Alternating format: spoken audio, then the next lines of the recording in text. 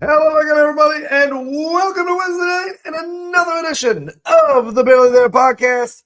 Oh, training camp's just a couple of days away, folks. I cannot wait. I'm thrilled. I'm excited to get this team on the grass and see what we got on the football field. Talk a little bit about these stupid, goofy Yahoo fantasy, or not fantasy rankings, power rankings, I should say. We got some camp battles, some camp storylines, some of my favorites, some of Kyle's and Jay's favorites. We're going to mix them all together. We want to know your favorites too, so chime in that chat. Let us know, and we're going to get it right after this.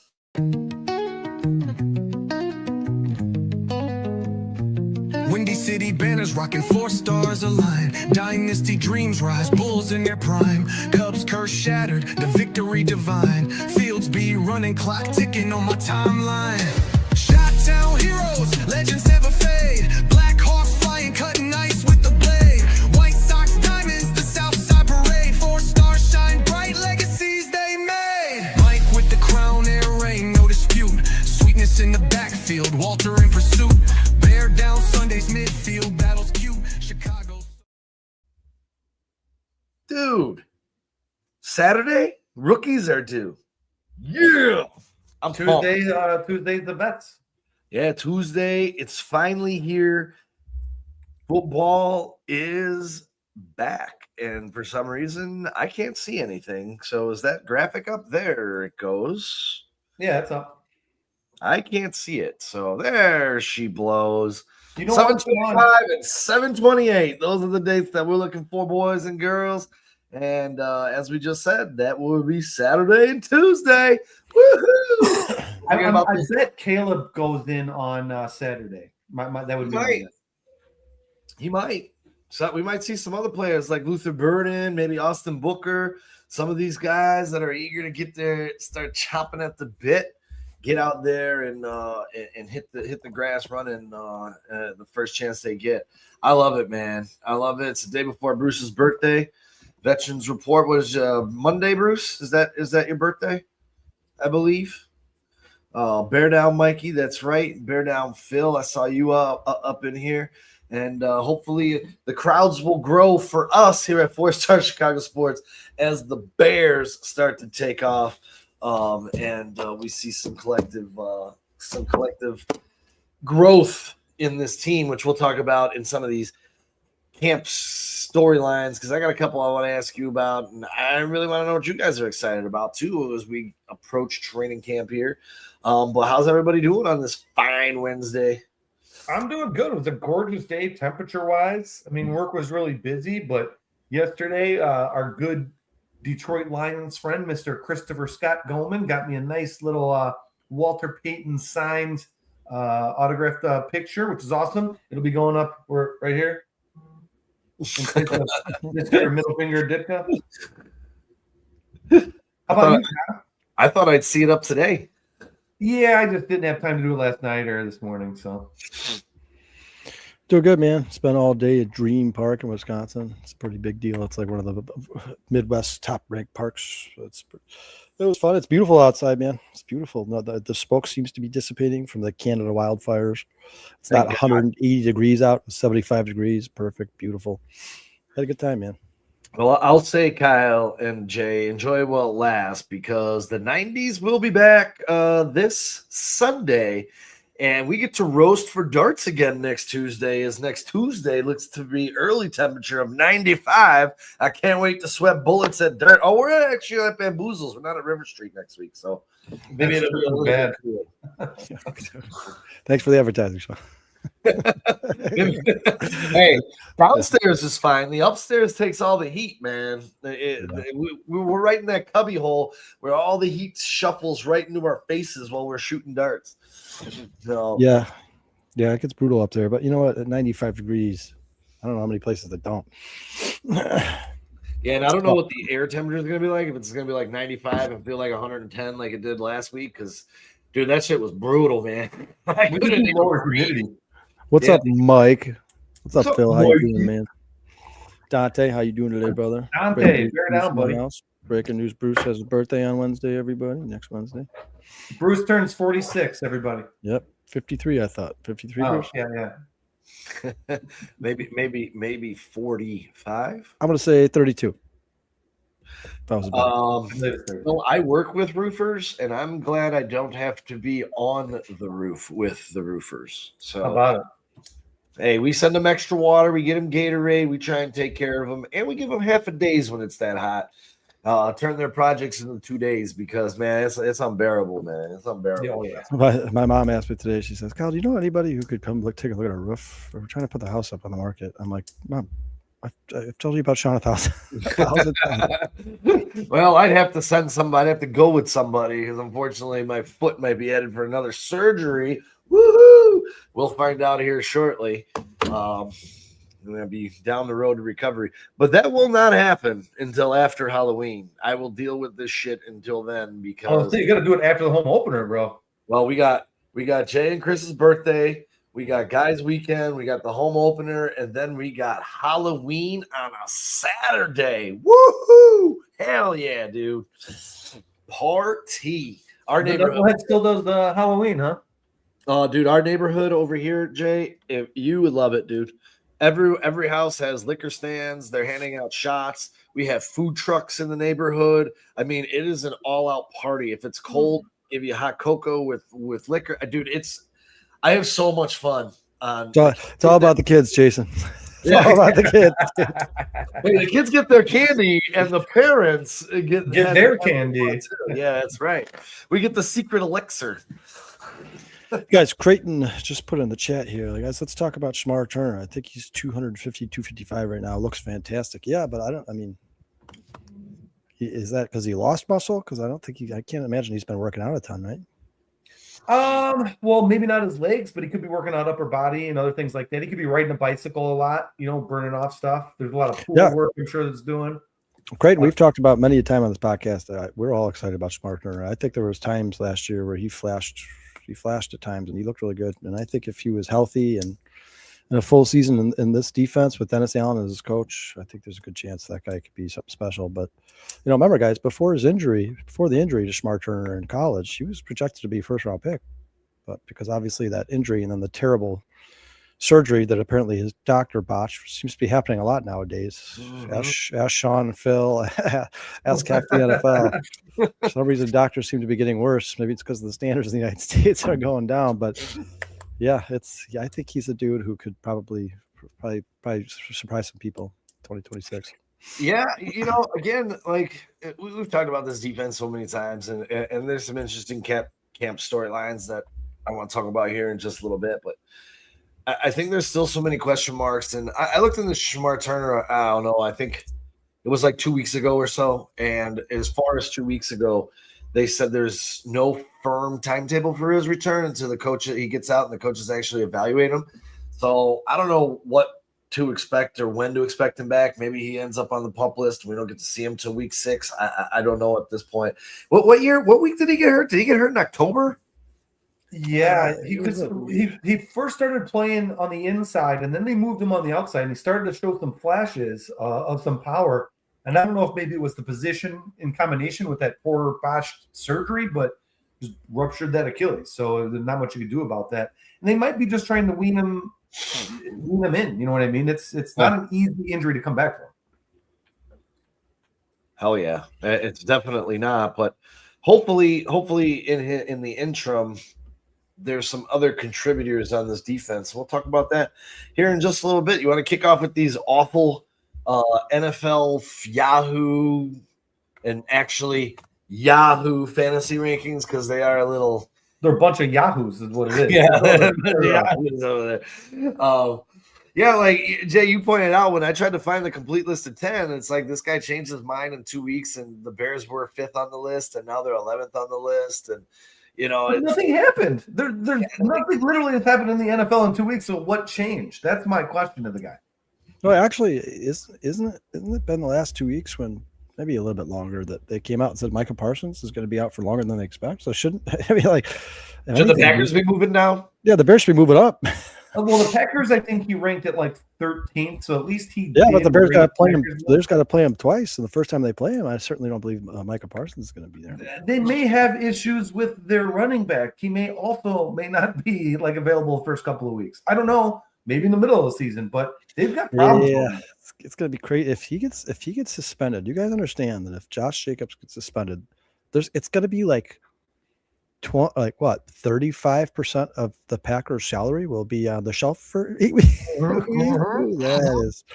That is rough. With the receiving core that just got basically cut in half, yes, you've got a pretty damn good coach. I hate to say it, but LaFleur is a pretty damn good coach. I think we can all admit that. I have. Yeah, I think it was the best. A lot of Packers fans are upset that they re-signed him. Like, guys, go look at what was available. I mean, the grass is always greener, right? If you look at his tenure in Green Bay, whether you like Matt LaFleur or the Packers or not, I mean, the guy's got a winning record, well above 500.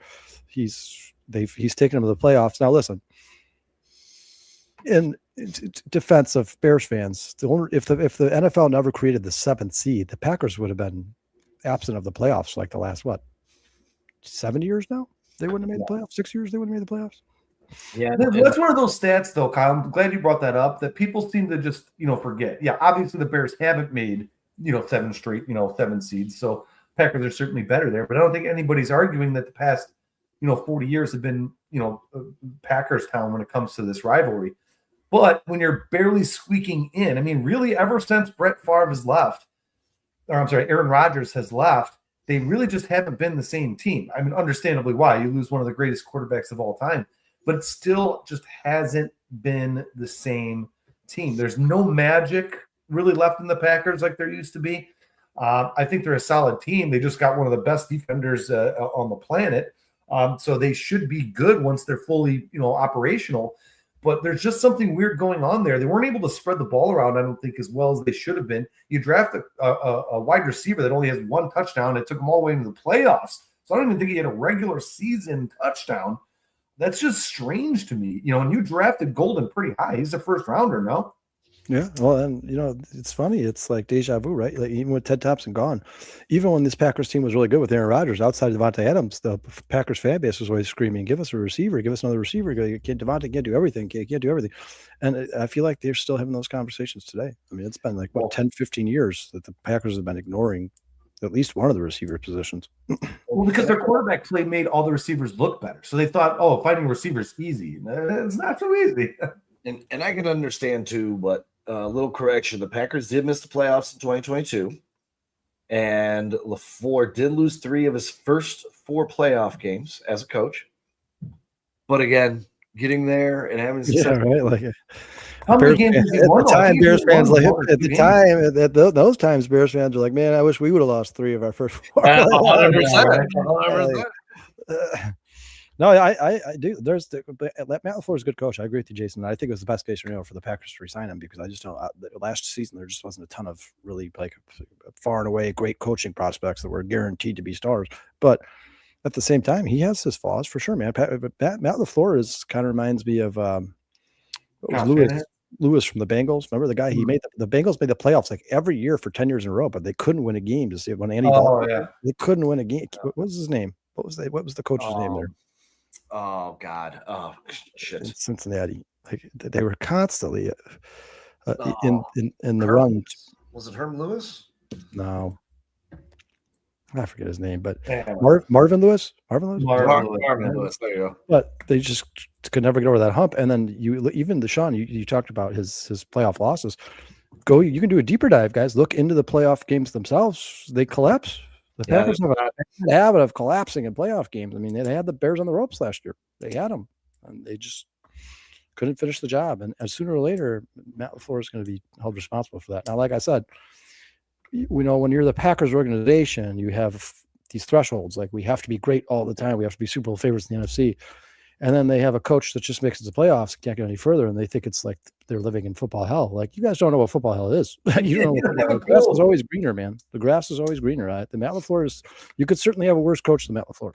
No, for sure. Yeah, there's probably 30 coaches worse than Matt LaFleur for sure. I wanted to sneak this in because I completely forgot to put it in the title, and this is kind of a Bleacher Report thing.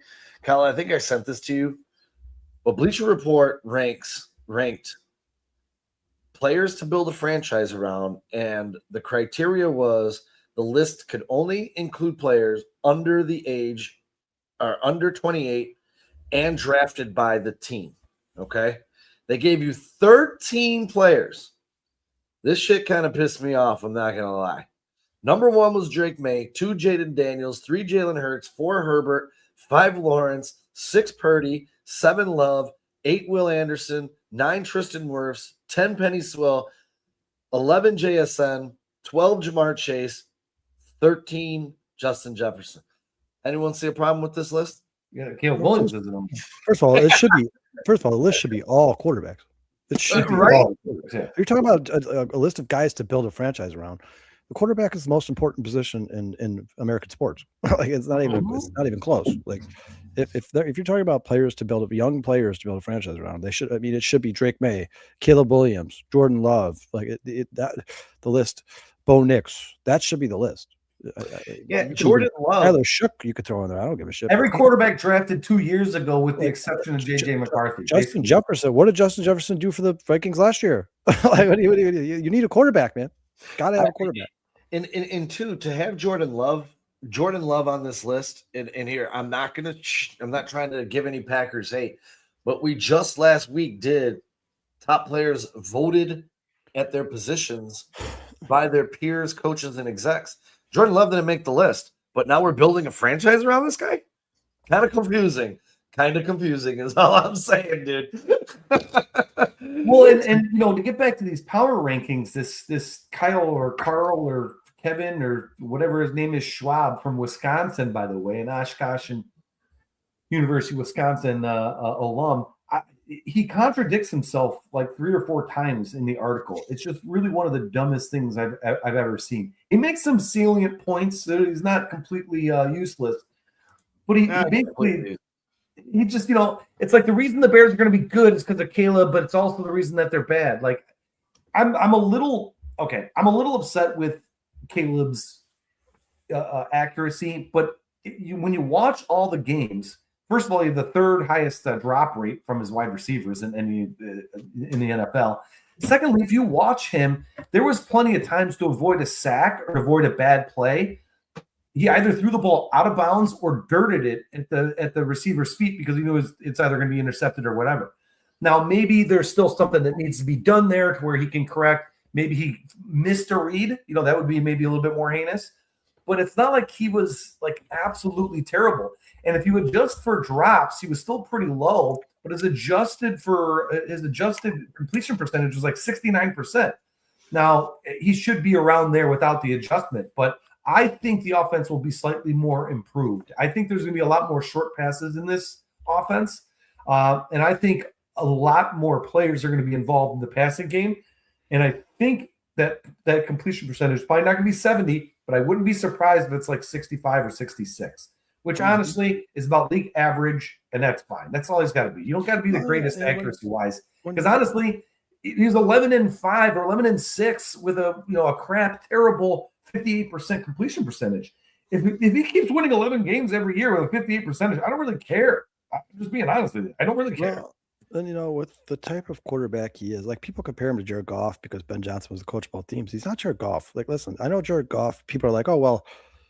Jared Goff had a really good completion percentage, and Ben Johnson pushed the ball down the field in Detroit too. Like, so that's not an excuse. Different quarterback entirely. Like Caleb Williams plays a completely different game. He makes heroic type throws. Like, when you're talking about constantly throwing the ball 20, 30, 40 yards plus downfield, of course you're never going to have a 70% completion percentage ever. It's never going to. Caleb Williams, if he continues to play the style of football he's playing, will never ever finish with 70% completion percentage. But I don't care, as long as they're scoring a lot of points and they're making huge plays. Like, you guys remember the interview with Ben Johnson when they're like, "How do you feel about this tush push?" He's like, "I don't give a shit about the 1 yard tush push. I want 50 yards at a time. Right. I want big plays. That's what I care about." Well, but I will say there are a couple valid points in that Yahoo article. Like, for instance, guys, he talks in length about the turnovers. He's like, it's been proven that turnovers in the NFL are fickle and are more luck rather than skill. If that turns around for the Bears this year, if their defense can't take the ball away as much as it did last year, they're certainly due for some regression. But I understand that point, and I'm not necessarily disagreeing with it.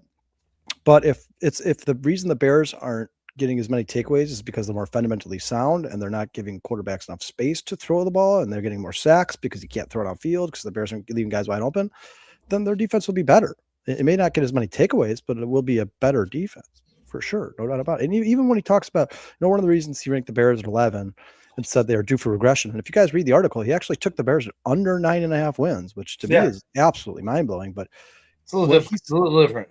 Well, and when he said that, it's like he's like, "Oh, the Bears have the 11th, 10th oldest roster in the NFL." But really, the way the Bears are building the team is actually the way you want teams to build it. Like their core is young on rookie contracts.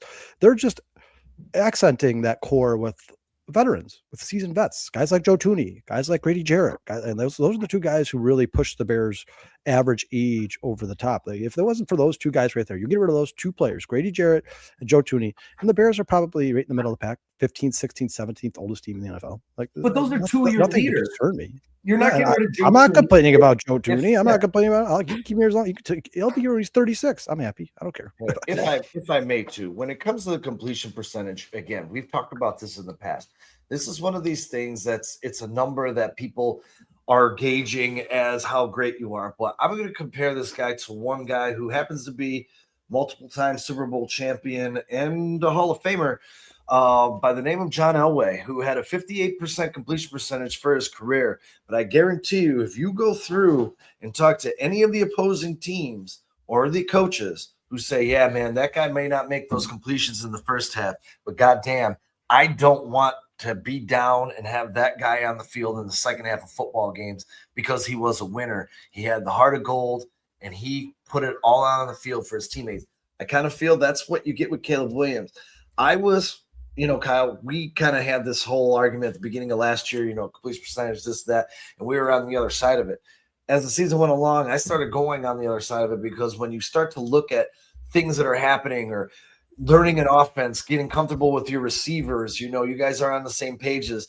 They don't put drops against your completion percentage, those things. It kind of just makes the number kind of like we were talking about earned run average in baseball and wins and losses. Yeah, it's a number, but that's why they've created the xERA, because you go in and you take away the intangibles that the pitchers aren't in control of. That's the same thing when it comes to completion percentage. There's things that you can't control. If your team drops 35 balls for you, that's going to hurt your number. So, right. Well, and I'll tell you this. Listen, I'm not excusing everything that Caleb Williams, because guys, there's passes that Caleb Williams should have completed last year. Like we all agree he needs to do better. And this year you expect him to take more dump off. Yes. So the completion percentage should go up because you should be taking more the defense gives you. But I'll say this, to Sean's point, just to piggyback off of that. We kept talking about completion percentage. And Sean, you and I are guilty of it 100%. I'm not going to sit here and say I didn't talk about it, but you did. The more the Bears won, the more redundant the conversation became. Like, it's at the end of the day, it's like, who gives a shit if they keep winning games? I don't care anymore. Like, at this point, as long as Caleb Williams is clutch at the end of the first half on third down and at the end of the fourth quarter, and you put the ball in his hands, you feel pretty goddamn sure you're going to win that game if you are within arm's length, then I don't care. As long as he could be 10 for 28 going in the fourth quarter, but with 2 minutes left on the clock, if he goes 7 for 7 and scores a touchdown, then I'm fine. I don't care. I don't give a shit. Yeah, and that was kind of the one thing I was thinking about, like, because the other half of my family is from Colorado and they live in Inglewood, and I'm going to call my uncle. You're probably up to no good. I just want to ask him and say, hey, when John Elway was your quarterback and you guys were down in games, did you ever have this like confidence that you guys were going to win? Because when he was growing up, completion percentage wasn't a thing. You just thought John Elway was a stud quarterback, and he was. He won games. He won champ. Look at what he did to the Packers in the Super Bowl, put it on the line. He flipped in the end zone, dropped his head, did that like somersault where he landed on his head. He left it all on his team. And that's the same thing I see out of Caleb Williams. I see the same kind of makeup. John Elway, for me, right now, where he is in his career, is like the perfect comparison, in my personal opinion. I wanted to touch on what Kyle said about the turnovers. So, because you had also mentioned, like, it was getting redundant. How many times do we hear people say that these comebacks weren't sustainable? And yet, like, every week, that's all we did. How many times did we hear these turnovers aren't sustainable? And yet all we did was continue to take the ball away. And I understand that, yes, it's hard to be on top of turnovers every single year. But let's put it to you this way. You had a bunch of injuries, and the coaching staff went into the season anyways, but I'm sure preached it even harder because you're going to need to take away the ball if your defense is heavily injured, right? So they teach turnovers and then they get turnovers. So I don't see how that's a bad thing. To me, you want turnovers, you teach turnovers, you get turnovers. How is that a detriment to a team? That sounds stupid to me. And then you say that this kid has terrible accuracy, but like you guys are saying, he's constantly winning you games when it matters most. And he almost beat the team that is arguably the number one team in every expert standings. It was literally like 1 or 2 drives away that if he had just placed the ball, if DJ ran the right route, if we were just, you know what? I expect this year and year 2, if we're in that situation, to win that game. To me, that's the next step, right? But even that went to overtime. So we took the best team in the league in overtime, and we're 11th best now. We lose 6 spots because, I don't know, you keep hearing good news about the Bears, about Colman Loveland and Luther Burden and Caleb Williams and all these cool things. And now we're fun because you're from Wisconsin, you take them down quick matches. So what do you guys buy, like an ice cream truck? The ice cream truck is right out at the end of my driveway right now. My wife was so nice enough to stop them right in front of the driveway. That bastard. Real quick, I wanted this shout out to Mac Cup Dad. I've never seen him here before. Well, first of all, welcome to the show, man. Thank you. Yeah, welcome, buddy. John, what an amazing stat for this conversation, right? What a great chat. He says there's not a single QB in the Hall of Fame over 66%. That's amazing. And you know what, you guys, when it comes to that conversation, like you got to start looking for attributes that are rare, right? Like it's much more rare for a quarterback to be able to do what Caleb Williams does, the off-kilter stuff, the off-script stuff, the heroics at the end of the game, than it is to find a quarterback who throws 68, 67, 69. But it's much more rare to find a Caleb Williams. Drake May. Listen, I like Drake May. I think he's going to be very good for a long time. I think the Patriots are going to be a Super Bowl contender as long as he's there. But it's not like he does anything special. He doesn't do anything that jumps off the page at you, right? Most of the stuff that he does is he just plays really well within the structure of the offense. He takes what the defense gives him. He's very much like Tom Brady. Probably a little bit more athletic. Obviously he can run the ball, but I think when it's all said and done, Drake May is going to be kind of like that Jared Goff type quarterback where it's, like that's absolutely amazing that there's an ice cream truck at the end of your driveway, bro, in the middle of this. I thought your dartboard just like turned itself off. I'm like, what is going on over there, dude? Oh, my wife just came in. She got me a drumstick for after the show. My neighbor had his motorcycle and he was revving it. I was wondering if you guys were able to hear that, but thank God no. Yeah, it's just, I think at the end of the day, guys, Sean, you said it earlier in the show, there's a lot of Chicago haters out there for some reason. A lot of people just hate Chicago sports teams. You see with the PCA, dude. Yeah, you see with all the Chicago sports teams. I think people are just hoping and wishing and telling themselves that Caleb Williams is not good enough to win a Super Bowl. When in the back of their mind, they're like, if he gets any better at all, he could be a multiple Super Bowl winner. He could be generational. If Caleb Williams improves in any way, which I think we all think he's going to, right? That was his first year under Ben Johnson with a multitude of new players around him. You talk about Loveland, Burden, his second year with Roma Dunze. Like, I think Kyle Monangai, brand new to the team, a brand new offensive line. The more comfortable he gets in the NFL and the more he plays within the structure of Ben Johnson's offense, you guys, I don't know if he's ever going to reach what the ceiling we all think the ceiling is, but if he does reach that ceiling, you're talking about possibly the best quarterback in the NFL. If he gets better at the easy stuff, the stuff that's coachable, the fundamentals, if he gets better at that stuff and you add it to the stuff that's not coachable, the God-given talent, come on. The sky's the limit, man.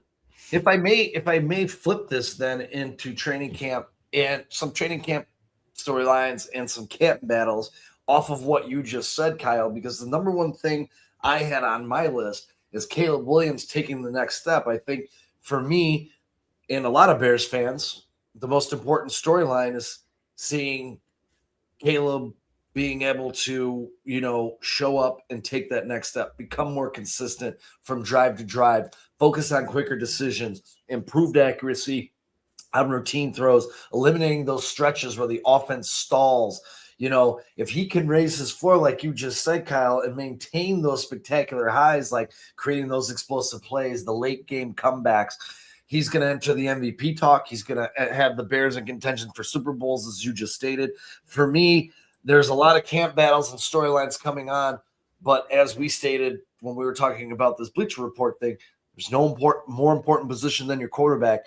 So for me, going into this camp is seeing some of those things and attributes from Caleb Williams just become better on a regular game-to-game, drive-to-drive, not game-to-game, drive-to-drive, game-to-game basis. Yeah, that's play too. You know, those 3-and-outs killed us a lot. We had really terrible 3-and-out counts. Certainly something that there should be the number one storyline for Bears fans, especially since we've never had a franchise quarterback here in Chicago. I mean, if you start to see that growth early, like even as early as training camp or the preseason, where he just looks like a different guy. He looks that much more comfortable. I mean, guys, you know what's crazy about the Bears last year? So 26.5, 27 points per game, right? Whatever. They finished about the top 10, right? For sure. I don't know exactly where, I'm sure.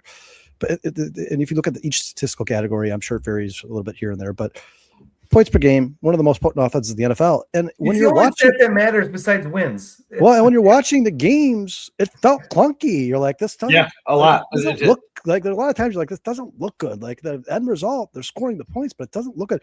Can you imagine how good the Bears offense is going to be if it looks good? If it's like you're watching the Patriots, like Tom Brady Patriots, you're like, oh my God, they're just every drive, field goal, touchdown, field goal. They're gonna set records. They're gonna set offensive records, man. They're absolutely going to set records, especially with, we talk about Caleb Williams and his improvement. If Colston Loveland gets any better than he was the second half of last season, if Luther Burden grows into what we think he could, I mean, you're talking about a special team. I'm not going to sit there and be like, oh, this is the next 99 Rams greatest show on turf. But right. I was just going to quote that, Kyle. Our brains are like locked in because I was just gonna, the greatest show on grass. Yeah. You're definitely going to be special, and it's all. Listen, not to take anything away from Caleb Williams. This goes back to that question that Jason asked a couple weeks ago. It's all because of Ben Johnson, man. Like the guy is a mad scientist.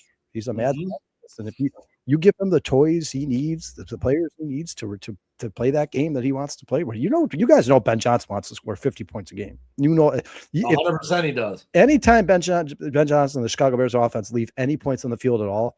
Say it's a turnover in the red zone or something like that. That eats it in the back of his brain for the next week. Like until he plays the next team, he's like, I cannot believe we did not score another touchdown. Even if the Bears won 30-10, for a fact, he's like, oh, it should have been 37-10. Oh, like that shit pisses me off so much.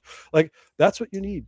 You need a psychopath. You need a madman. Well, dude, the winners remember losses more than they remember wins, and that's I don't think Ben Johnson's satisfied with winning Super Bowls, guys. I think he wants to be the greatest ever to do it.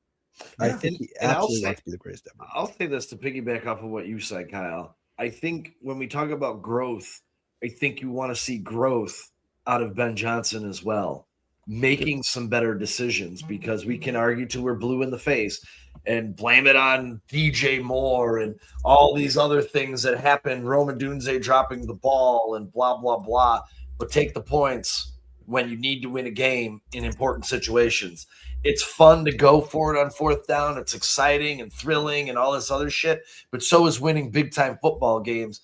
So I'd like to see him have a little bit of growth, be a little bit smarter with those decisions in his second full year as head coach of the Chicago Bears. Is that a fair statement? Yeah, and sure. Dustin talked about it in length a couple weeks ago, guys. Like he said, of all the stuff, all the storylines that people have talked about when it comes to the Bears, and it's so exciting to have these conversations, guys, because we're so close, right? Like it's gonna be crazy to be reading like what Caleb did in training camp. You're like, oh man, another 70-yard touchdown to Xavier Thomas. Like I'm so excited, but Justin talked in length about how he thinks the most important thing of this team is can Ben repeat in year two? Is Ben consistently good, or did he have a good year? And that is honestly what leads to. I mean, that's what decides what happens with the Chicago Bears for the next 10 years. If Ben Johnson is what we think he is, and he only grows off of what happened last year, and this team continues to get better, and they say they do average that 34, 35 points a game, and they do set NFL records.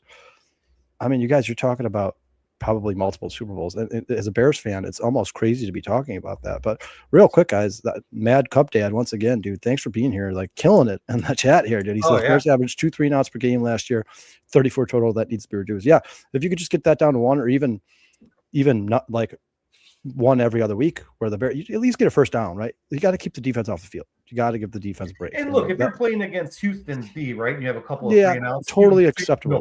Yeah, totally understandable.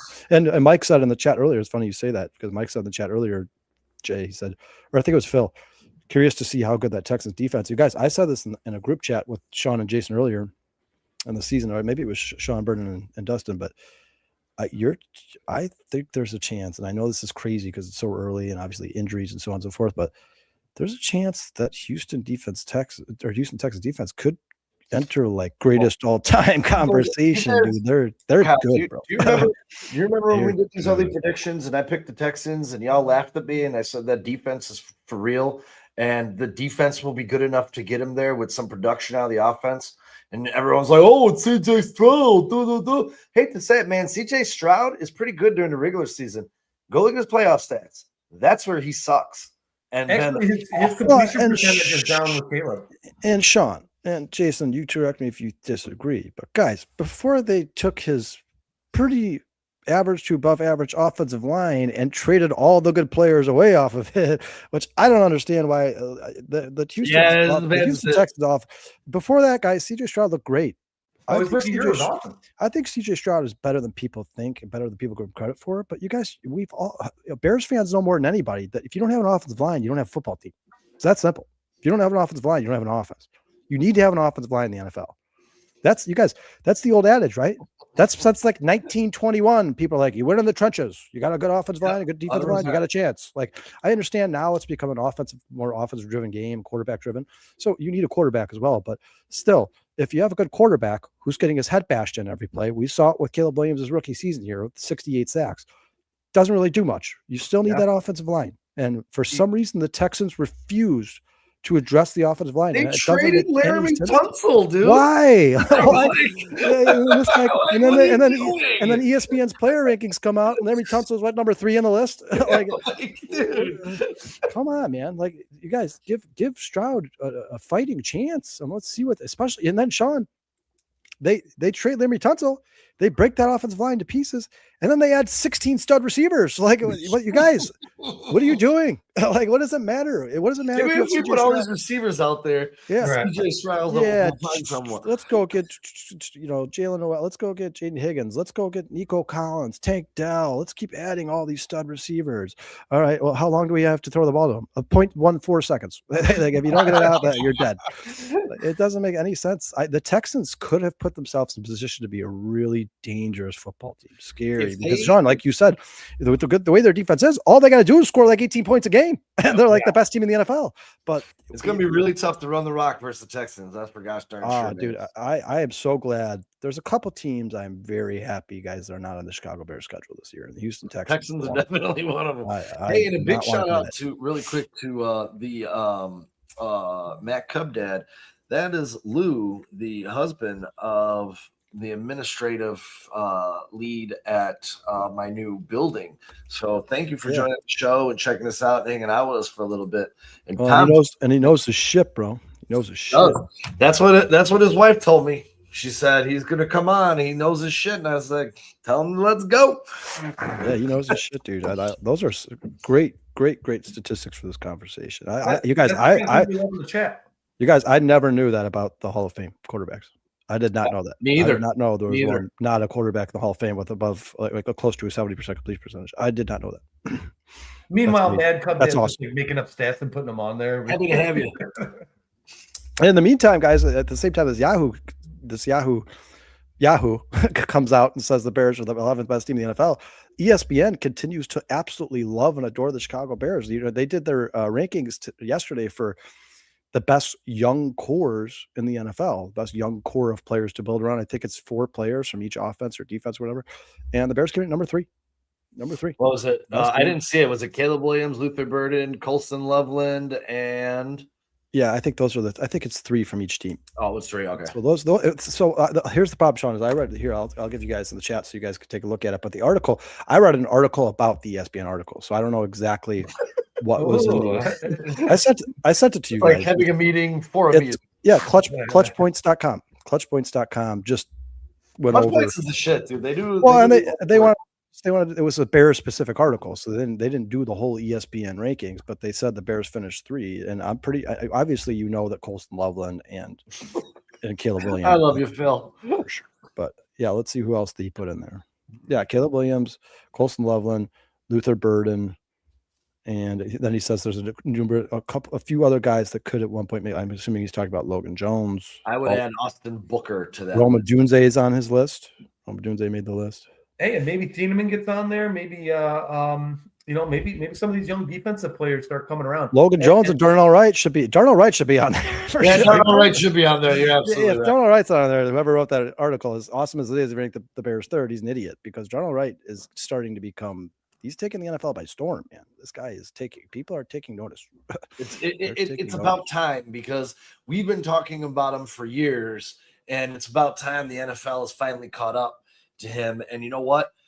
For all the arguments we had between Jalen Carter and Darnell Wright, and I understand the Bears still have that hole, but thank God that we drafted Darnell Wright because it's hard to say that we lost that. It's hard to say that we won it, but it turns out that certainly didn't lose it. Problems now, and he might not be in the league in a couple of years. He keeps on spitting on people and just acting like a jackass. Meanwhile, Darnell Wright just quietly dominating in his position. Hey, you know what, Tom? Tom says in the chat, I don't care what ESPN says. You know what? I've been a very harsh critic of ESPN over the years, but to glorify the Bears like they have in recent weeks and then fire Ryan Clark, like they're moving up on my list, man. Like I'm like, yeah, ESPN is making shit happen, dude. They're making moves, man. I despise Ryan Clark. Despise him. That was, dude, as soon as I saw that, the first thing I did was text Kyle because he knows how much I despise that piece of shit too. First of all, he's not good. He's rarely ever correct about anything. I mean, you guys see that recent one he did on I think he has a podcast now, right? Where he said the Cowboys should be Super Bowl favorite. What are you talking about, dude? Like, listen, are the Cowboys a good team? Do they have a good enough team to win the Super Bowl? Maybe. I'd have to see their defense and live action games, but their offense might print money in fantasy. Super Bowl favorites, dude, over the Rams, the Seahawks, the Bills, the Chiefs. What are you talking about, Ryan Clark? Here, Kyle, are you insane? This is what I say. Shut up, bitch. You know what, dude? Look. The first thing they got to do is make it to the playoffs, and it's going to be really difficult in that division. I think that whole division got much, much better. Philly might be down in the dumps in that division, to be perfectly honest with you, right there with Washington. But I think they're all going to be, a pretty tough division to play against. Hey, as long as your keeper, Jay, stops doing dumb shit like backflips and trying to prove that he's some kind of – if I'm John Harbaugh, I would have picked up the phone and been like, "Hey, that was never doing another backflip. Don't ever do that fucking shit again." I'm like, dude, what are you doing?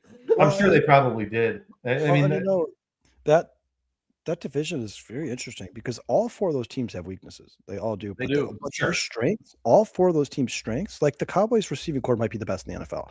The Eagles offensive line might be the best in the NFL. The Giants defensive line might be the best in the NFL. Like all their strengths are really good. Like they're really good. But then you look at the Cowboys defense and you're like, a lot to be left to be desired, right? Like, yeah. We do have a couple of players there. Like if Overshown can come back and from his injury and he can be the force that he was. Dallas actually, I'm not going to be Ryan Clark and say they're Super Bowl favorites, but they're a dark horse team that I could see surprising some people because if they stay healthy, they're going to score a lot of points. That offense is going to put up points. Did they get downs? They got downs, right? Yes. Yeah. Caleb Downs, safety. Oh, yeah. That's right. He fell to him like, oh my God. Yeah, that's an amazing draft pick for them. And then Washington got Sean's boy, Sonny Styles. I'm telling you, man, the strengths on those teams are really good, but they have look at Washington's receiving core, like just a glaring hole. Like you're like, what if say that Scary Terry gets hurt, which has never happened before. What's going on in Washington? Can you imagine? It's going to be a whole lot of catches for Cheeky Cockway, buddy. if I'm Washington, how you're not on the phone with Stephon Diggs or Tyreek Hill's agent right now is mind blowing. Like you need to be on the phone with one of those guys right now, man. If they lose Scary Terry, pay Stephon Diggs whatever he asks for because you need somebody. Kyle, didn't you tell me last night that Washington was talking to Tyreek Hill? Well, he made a post about. His agent made a post about the Washington Commanders, so people are making assumptions that maybe there's some connection there, which wouldn't surprise me in any way, shape, or like. I guess the Washington Commanders owner or GM commented on one of Tyreek Hill's workout videos, and then below that comment, Tyreek Hill's agent said something along the lines of like, "Yeah, time to pick up the phone," something like that. Like it wouldn't surprise. Would it surprise you guys? I mean, Terry gets hurt every year. He gets hurt. Like they know for a fact at some point this season they're probably going to be without Terry McLaurin. Like you could just bank. If I do get a chance to sneak in a fantasy stat every once in a while, he still was top 5 at wide receivers last year. Scary Terry. He's really in good. points per reception. He's So- really good. The problem is You can't stay on the field. Kyler Gordon's amazing. Like, he's amazing. I'm with He's you. awesome. He's absolutely. He might be the best nickel in football. Can we The stop problem picking is, on Kyler the Gordon? problem is we might never know. Well, let's get into these training camp battles because I think there's these training camp storylines because I think Kyler Gordon should be right underneath Caleb Williams there, Sean, that you talked about earlier. Well, I actually had him 4th on my list because I went with the help for Caleb Williams number 2. And that was, with Trapilla recovering from, a serious knee injury. What does center look like? What does left tackle look like? Yeah, for sure. What's the blind side of Caleb Williams look like? I want to hear what you guys have to say, but I think we're all agree that Jones probably enters camp as the favorite, but health and consistency remains his biggest questions. Willis is attempting to revive his career after dealing with a slew of injuries in Cleveland. And then you have Bennett, gaining valuable experience last year with 8 starts. I didn't think he looked the greatest, but he didn't look terrible as a rookie. But for me, you've got a serviceable swing guy that you just. I was going to say, for me, and I don't know if you guys are on the same page, but we'll find out right now. I think it's truly the most important camp battle for me personally of who's going to be protecting or who this coaching staff is going to trust to protect the blind side of Caleb Williams. I don't know where you guys are at with that, but I'm going to be drilling that competition into my brain over the next month. Yeah, I think the center, we have a new center, so it's always a little scary when you get a new center too, because how's the exchange going to go? How is the identifying of defenses going to go? How's that communication going to go?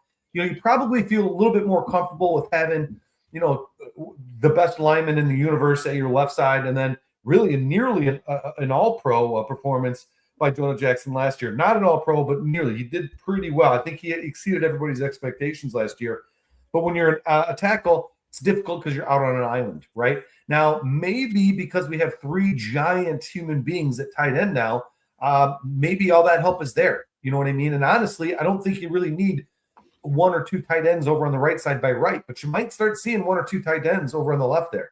That could definitely be one of the things that they use to remedy that. But if Braxton Jones gets back, like we said, to that 24, he wasn't that bad. He just wasn't great.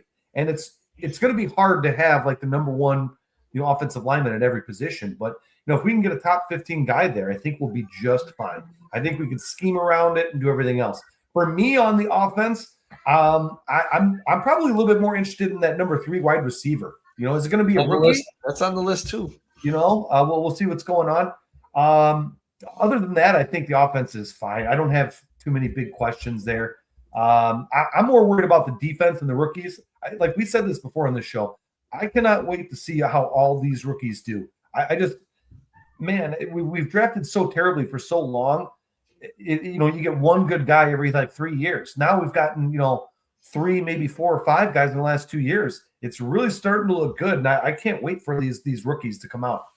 And honestly, biggest besides defensive line is how is the health of the DB unit? Yeah, you guys, the health. And not even the DB unit. Like the biggest story of the Bears offseason is going to be health, because if they start dropping like they did last year, then you're talking about this is a completely different team. I mean, the Bears just, at this point, they've gotten a lot better. They're definitely deeper than they were last year, but the depth is still not there. It's not like the Eagles Super Bowl run when their backups were like all pros. It's not. The Bears aren't at that position. They're not that spot yet. The health is. And listen, obviously, I think people are like, well, it's easy to say health because every team in the NFL storyline and training camp or preseason should be health. But I'm talking about like if Joe Tooney blows out his ACL second week preseason, you're in big trouble.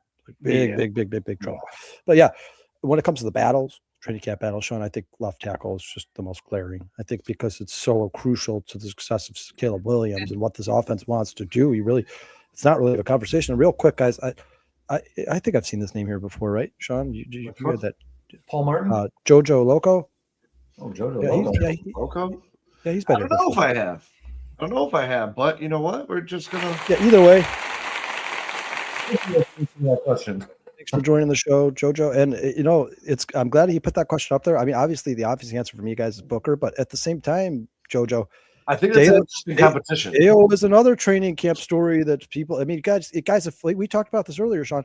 If you could just get like 8 sacks out of that guy, like just 8 sacks, like you signed him to be a guy. You signed him to be a guy who should get you 10, 12. But if you could just get 8, that would be absolutely amazing for the Chicago Bears defense. Here, Still overpaid at 8, but happy with 8. Yeah. I'm going in. I'm 100%. going into this season. If Booker plays 15 to 17, he's a double-digit sack guy. For me personally, my personal opinion, I don't. If no one else agrees, that's fine. 15 to 17 games, I think he's a double-digit sack guy in 2026. I agree, Sean. I'm saying 12 sacks. I think Booker has 12 sacks this season. And Matt Cubdad actually brought up the fact that, and I did forget about in that list Karan Amagaji, because he has been going to those left. He went to that left tackle thing with what's his nuts from the Saints. I can't think of his name. Who's the left tackle they were trading with? The Hall of Famer, Armstead. Oh, Toronto Armstead. Yeah, Toronto Armstead. He was there with them as well. So he's another name that's in the fray. Possibly could come back into it. Who knows? And for Jason, Jason touched on this a little bit too. And just get your opinion a little bit, Kyle. I had number 3 on my list was Logan Jones versus Bradbury. Obviously, Bradbury brings 105 career starts to the Bears, a little playoff and Super Bowl experience from last year. And for all intents and purposes, probably opens camp with the first team offense. However, Logan Jones,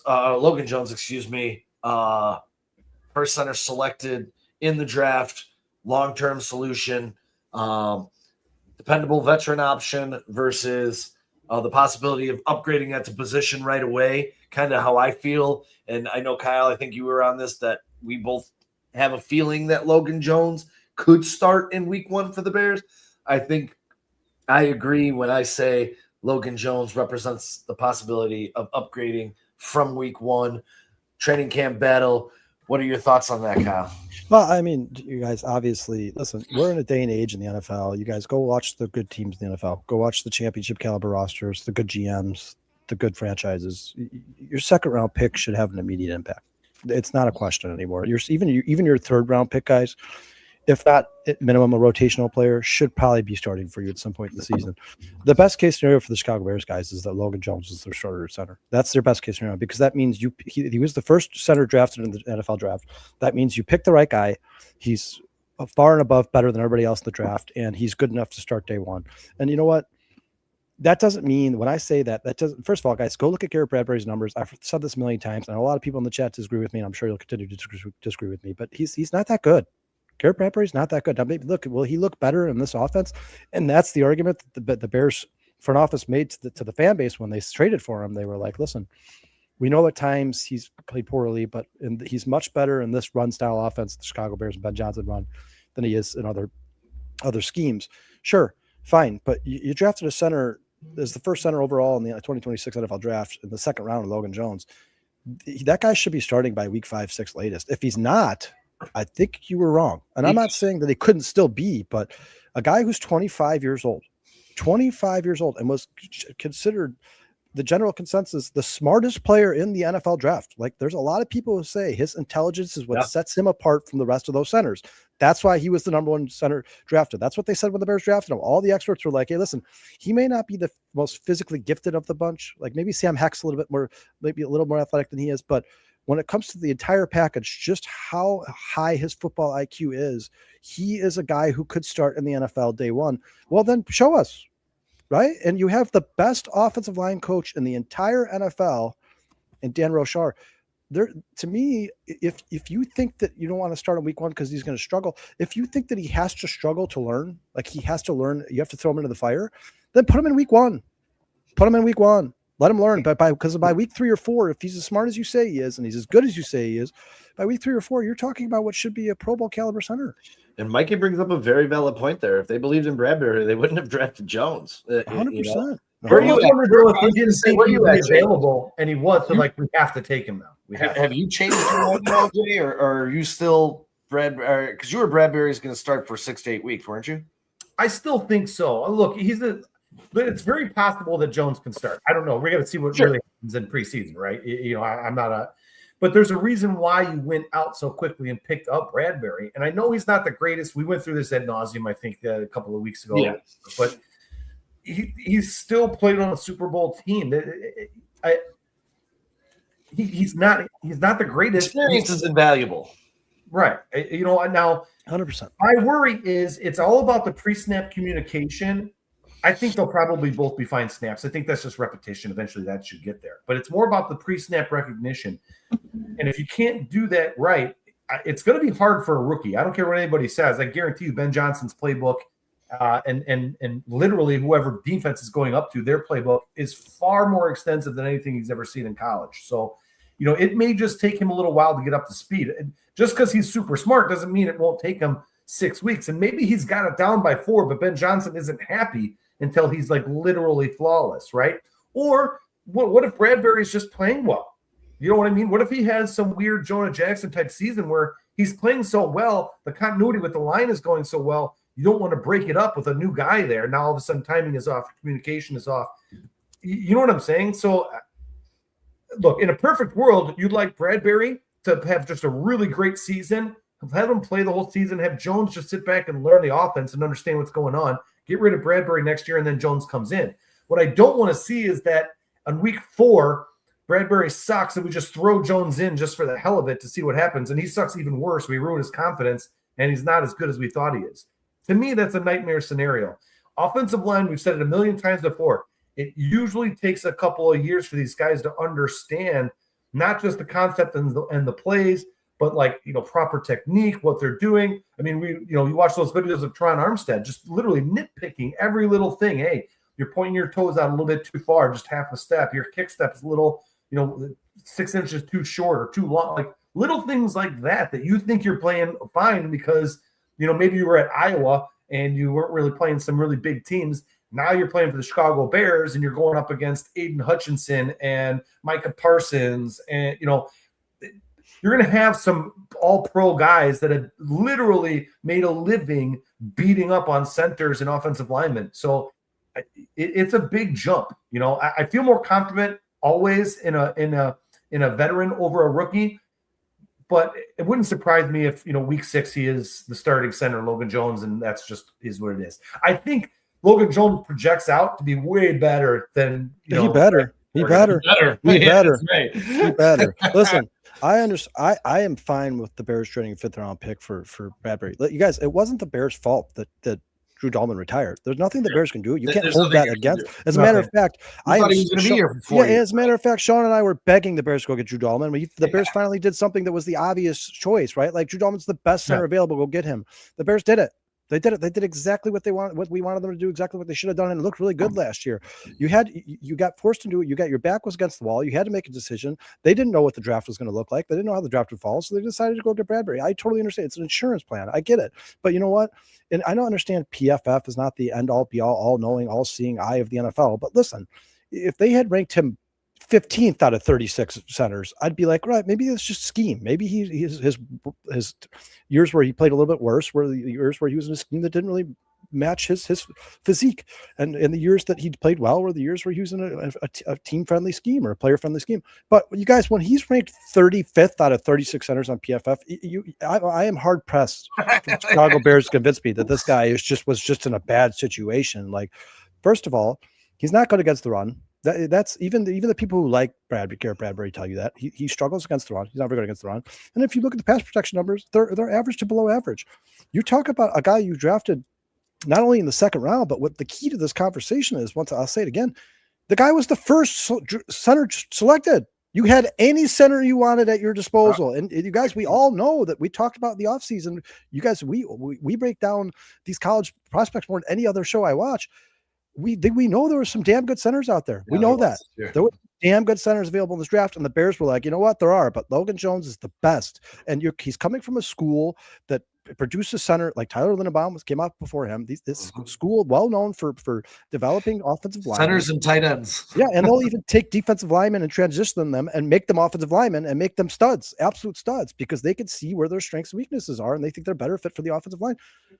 If Logan Jones ends up being like a bust of some sort, then it's not just questions about Ryan Poles, it's Ben Johnson too, because that was his pick too. Yeah. That was Right. his pick. Logan Jones, not only, but should he be way better than Garrett Bradbury? I mean, he should be a top 10 center in the league, and he should be starting a lot sooner than most centers do, because he was a second round. You guys, your first and second round pick should have an immediate impact on the team.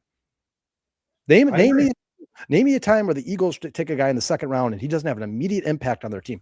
Name me a time where the Chiefs take a second round pick and he doesn't have an immediate. Name me a time where all the good teams in football take a guy in the second round and he doesn't have an immediate impact on their team. Now, listen, I understand. Like, I totally agree with Jason. Would it surprise me if Garrett Bradbury starts the first game of the season? Not at all. No, not at all. But if you're telling me like, oh, this is one of those things where he's one of those guys where he's got to sit on the bench for 17 games, go through a whole nother offseason, a whole nother training camp, a whole other preseason before the Bears decide they're comfortable with him starting at center, then you picked the wrong center. Right. You guys, Sean, when did Sam Heck get drafted by the Panthers? What was that, 5th round? I think it was the 4th or 5th. Fourth round? Later. Yeah. What do you want to bet? He's going to be starting for the Panthers at some point this season. Yeah. I'll guarantee it. Guarantee it. I'll guarantee it. So if a guy who was drafted 2 rounds prior to him is not starting by some point midway through the season, then you missed. Mm-hmm. You missed.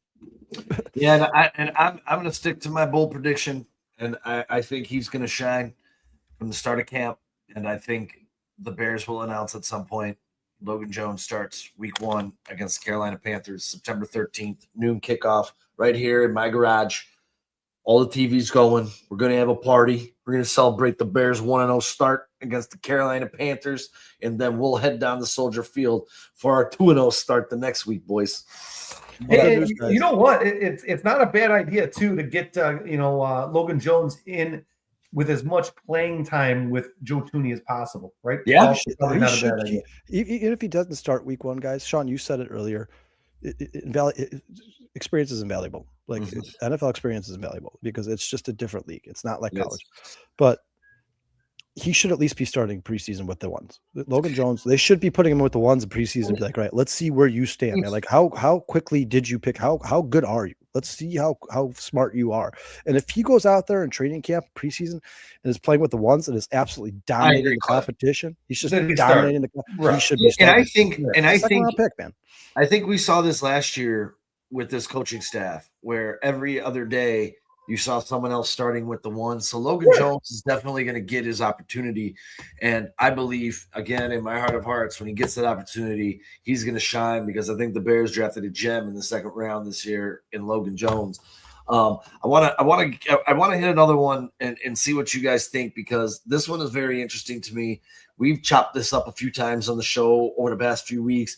Tyreek Stevenson versus Malik Muhammad versus the returning Terrell Smith, who is in the last year of his 4th year contract. You know, Stevenson obviously is probably entering camp as the favorite, but I think patience and the leash is going to be short, especially if he struggles. Muhammad, I think, is going to give him legitimate competition in this camp. We'll see where the patella tendon is in the return, but I think the Bears also have some other difficult roster decisions when you look at Jalen Jones and Josh Blackwell and Cam Lewis, Dallas Flowers, and Dante Manning that they just recently signed. I think outside of your starters, which obviously Jalen Jones, Kyler Gordon, and right now Tyreek Jalen Johnson. Well, Jalen Johnson, Kyler Gordon, and probably Tyreek Stevenson are probably your starters at this moment. Maybe. What do you guys think of the secondary mix? What are your guys' thoughts? Who do you think gets cut out of the secondary? Who's the fat? Look, I don't know if Tyreek does, because I think his skill set's maybe a little too big. He's more of like a trade candidate, if anything else. I don't know if we want to just let him go somewhere, but yeah. If his head, because I keep hearing, like, I got my head on straight, I'm doing it for my little boy. This is like the 2nd year you keep telling me, and then you keep doing dumb shit in practice. You don't get starting with the ones, so you walk off the practice. That's why you didn't start. You know what I mean? Terrell Smith may be not as good as you, Tyreek, but he may, by character, just default into a starting position. And look, he had some flashes before he got hurt. He was starting to look kind of decent. And I'd love to see the kid play a whole season. You know what I mean? There might be a time where DBs do a lot of running. You know what I mean? They do cycle in DBs every once in a while. it's really hard for a guy to be just running every single place, sprinting deep routes. You get tired after a while. You know what I mean? So, because even if you're running the ball, the wide receivers are still running routes, right? So you got to remember that. But I'd love to see these young DBs do really well, because that would make me feel much better about our depth. I'd love to see Elijah Hicks just crush it as well, because I think he's the only other backup safety we have, so besides Kyler Gordon. But Kyler Gordon hasn't played safety in 6 years, so I don't know if I want him playing safety, to be honest with you. Kyle, to me, it's next one. To me, it's pretty obvious. I mean, your starting corners obviously right now are Tyreek, JJ, and Gordon. That's not a question. Malik Muhammad would be your immediate backup, followed by Trey Smith. I think that's your 5 guys. And then like everybody in the chat here is saying, I can't disagree. I mean, guys, Josh Blackwell won 2 games for you in the last 2 seasons as a special teamer. Like he has to be on the 53-man roster, solely for special teams. He has to be. And I bet you that if it was absolute emergency situation, I bet you Josh Blackwell would surprise as a corner as well. I think he'd be better than people expect. Like perfect, great Hall of Famer? No, absolutely not. That's why he's a backup. But I bet you he could be better than people think. And I think the guy that probably the Bears favor a little bit, Sean, is Jalen Jones. I mean, this guy has somehow hung around this roster for 4 years now? I mean, he just is a constant, he doesn't get talked about a lot. You don't see him on the field a lot, but the Bears obviously like him enough to continue to bring him back to this roster over and over and over again. I mean, how many corners do you guys think how many secondary players do you guys think 6 corners and 4 safeties? Yeah, probably. Right. 6 corners, 4 safeties. So there's your 6 corners right there. And then you obviously have the 2 starting safeties, Kobe Bryant and Dylan Thieneman. And then I think Elijah Hicks is a guarantee. I think he's basically a guarantee to make this roster, especially since Ryan Poles drafted him. So I don't think he's going anywhere. And then who's the other safety they signed in the offseason, Sean, who's kind of a special teams guy for the Bills? Cam Lewis. I think he's probably your number 4. I think that rounds out your 10. Yeah, because Cam Lewis brings really great special teams value to the Bears. He was captain for the Bills. I think that's your defensive back room right there. I think that's, and then obviously you guys, one or two of these guys is going to make the practice squad. I don't know which ones. And then guys, remember one thing that Ryan Poles. Oh no!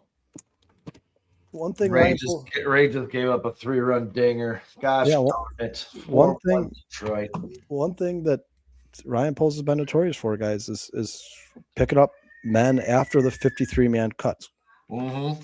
Well, because then those people are free, so there could be other players that got picked up on, they're on the whatever 60, 70 guys they got on there now that, hey, let's pick up these guys. I think what's great too on this coaching staff, they do, Sean, you had mentioned this, that they do rotate during training camp, giving these, 3rd, 4th, 5th string guys like a couple of chances with the ones. Let's see what you got, right? Let's see what happens. And we saw it many times this year where we had to bring in some of these 3rd and 4th string guys, and they actually performed well because they had experience. They were playing at a higher speed. It wasn't as big of a jump to come in. That's another coaching thing for a first-year coach to do. That's pretty elite high level, if you ask me. It seems simple, but it paid off dividends for the Bears. Yep. The training camp battle is going to be surprising to me, guys. The one that's is the receiver room. That one to me the is 3rd receiver. Who's it going to be? Ball thinks 11 DBs, 7 corners, and 4 safeties. Yeah, that would be what we said, right? Because it's Josh Blackwell. You might carry an extra linebacker this year. We're going to get into linebackers here in a second. You'd have Josh Blackwell, Jalen Jones, Malik Muhammad, Jalen Johnson, Tyreek Stevenson, Kyler Gordon. So it'd be one of the I guess. Who's Sean? Name those corners again, because a couple of them I've never heard of. Name those corners. They recently signed Dante Manning and Dallas. I have a strong feeling that Flowers. But you got Jalen Johnson, obviously, Stevenson, Gordon, Muhammad, Blackwell, Cam Lewis, and there KZ Izanuma is there too. Casey Izanuma. I don't even know who the hell that is. And then you got recovering Terrell Smith. Yeah, I think it'll be 6. Paul says 7. I think it's going to be 6. And then I think it's going to be 6 too. I think they'll have a guy in the practice squad in case of emergency, and he would be like their emergency corner. But I think it's going to be 6. And Sean, I think you're right. I think it's going to be a defensive lineman or a linebacker that takes that extra roster spot. And as we say that, this is a very good place to transition, because this is something I know Kyle and Jason wanted to talk about today. So the defensive tackle depth, obviously Grady Jarrett and Javon Dexter are your locks, and they will obviously, without injury, remain your starters. Neville Gallimore, I think, will be competing for passing downs, and I think he'll be in that rotation. I don't think his roster spot is up. The more interesting fights for me involve Jordan Vandenberg, James Lynch, Contavious Street, and undrafted rookie Jayden Loving, who will all be competing for jobs. And we've talked about Loving on this show a few times. It's interesting because looks like he has immense strength, incredible athletic ability. And for me, with all that, maybe a practice squad guy without a very strong preseason, being undrafted. You drafted Vandenberg, Lynch, Street, have experience. The guy off this list that I'm not sure makes it is James Lynch. I think Contavious Street has an inside because I think him and Gallimore, there's something there with those two playing together, but that doesn't necessarily. And remember, Dennis Allen coached against him a lot because he was on the foul, so he's in the same division. So I'm assuming that Dennis Allen probably saw something that he liked. But yeah, I think James. I was going to say, my question to you guys is there enough upside in any of these younger kids to push any of these veterans off the roster? What are your guys' thoughts there on that with Vandenberg, Loving? Well, you guys know I don't push off Jarrett, but I can see what's his nuts, Jerron Dexter getting like on the way out. He just hasn't put it together. Every year we say this is going to be Dexter's year. This is going to be Dexter's year. This is going to be Dexter's year. And we just don't see it from him. We just don't. Well, yeah, but I mean, you're talking about just them not re-signing him, right? You're not talking about like them cutting him. Yeah, I don't know. I don't see them cutting him, but I could see him not being like the main starter midway through the year. Yeah, he may lose playing time, but he's certainly not going to cut. Do you guys, to me personally, Sean, if you're talking about James Lynch, Contavious Street, and Jayden Loving, you guys know I've been on the Jayden Loving trade since the day that they picked him up in free agency. Yeah. By all accounts, he was supposed to be a 5th, 6th round pick.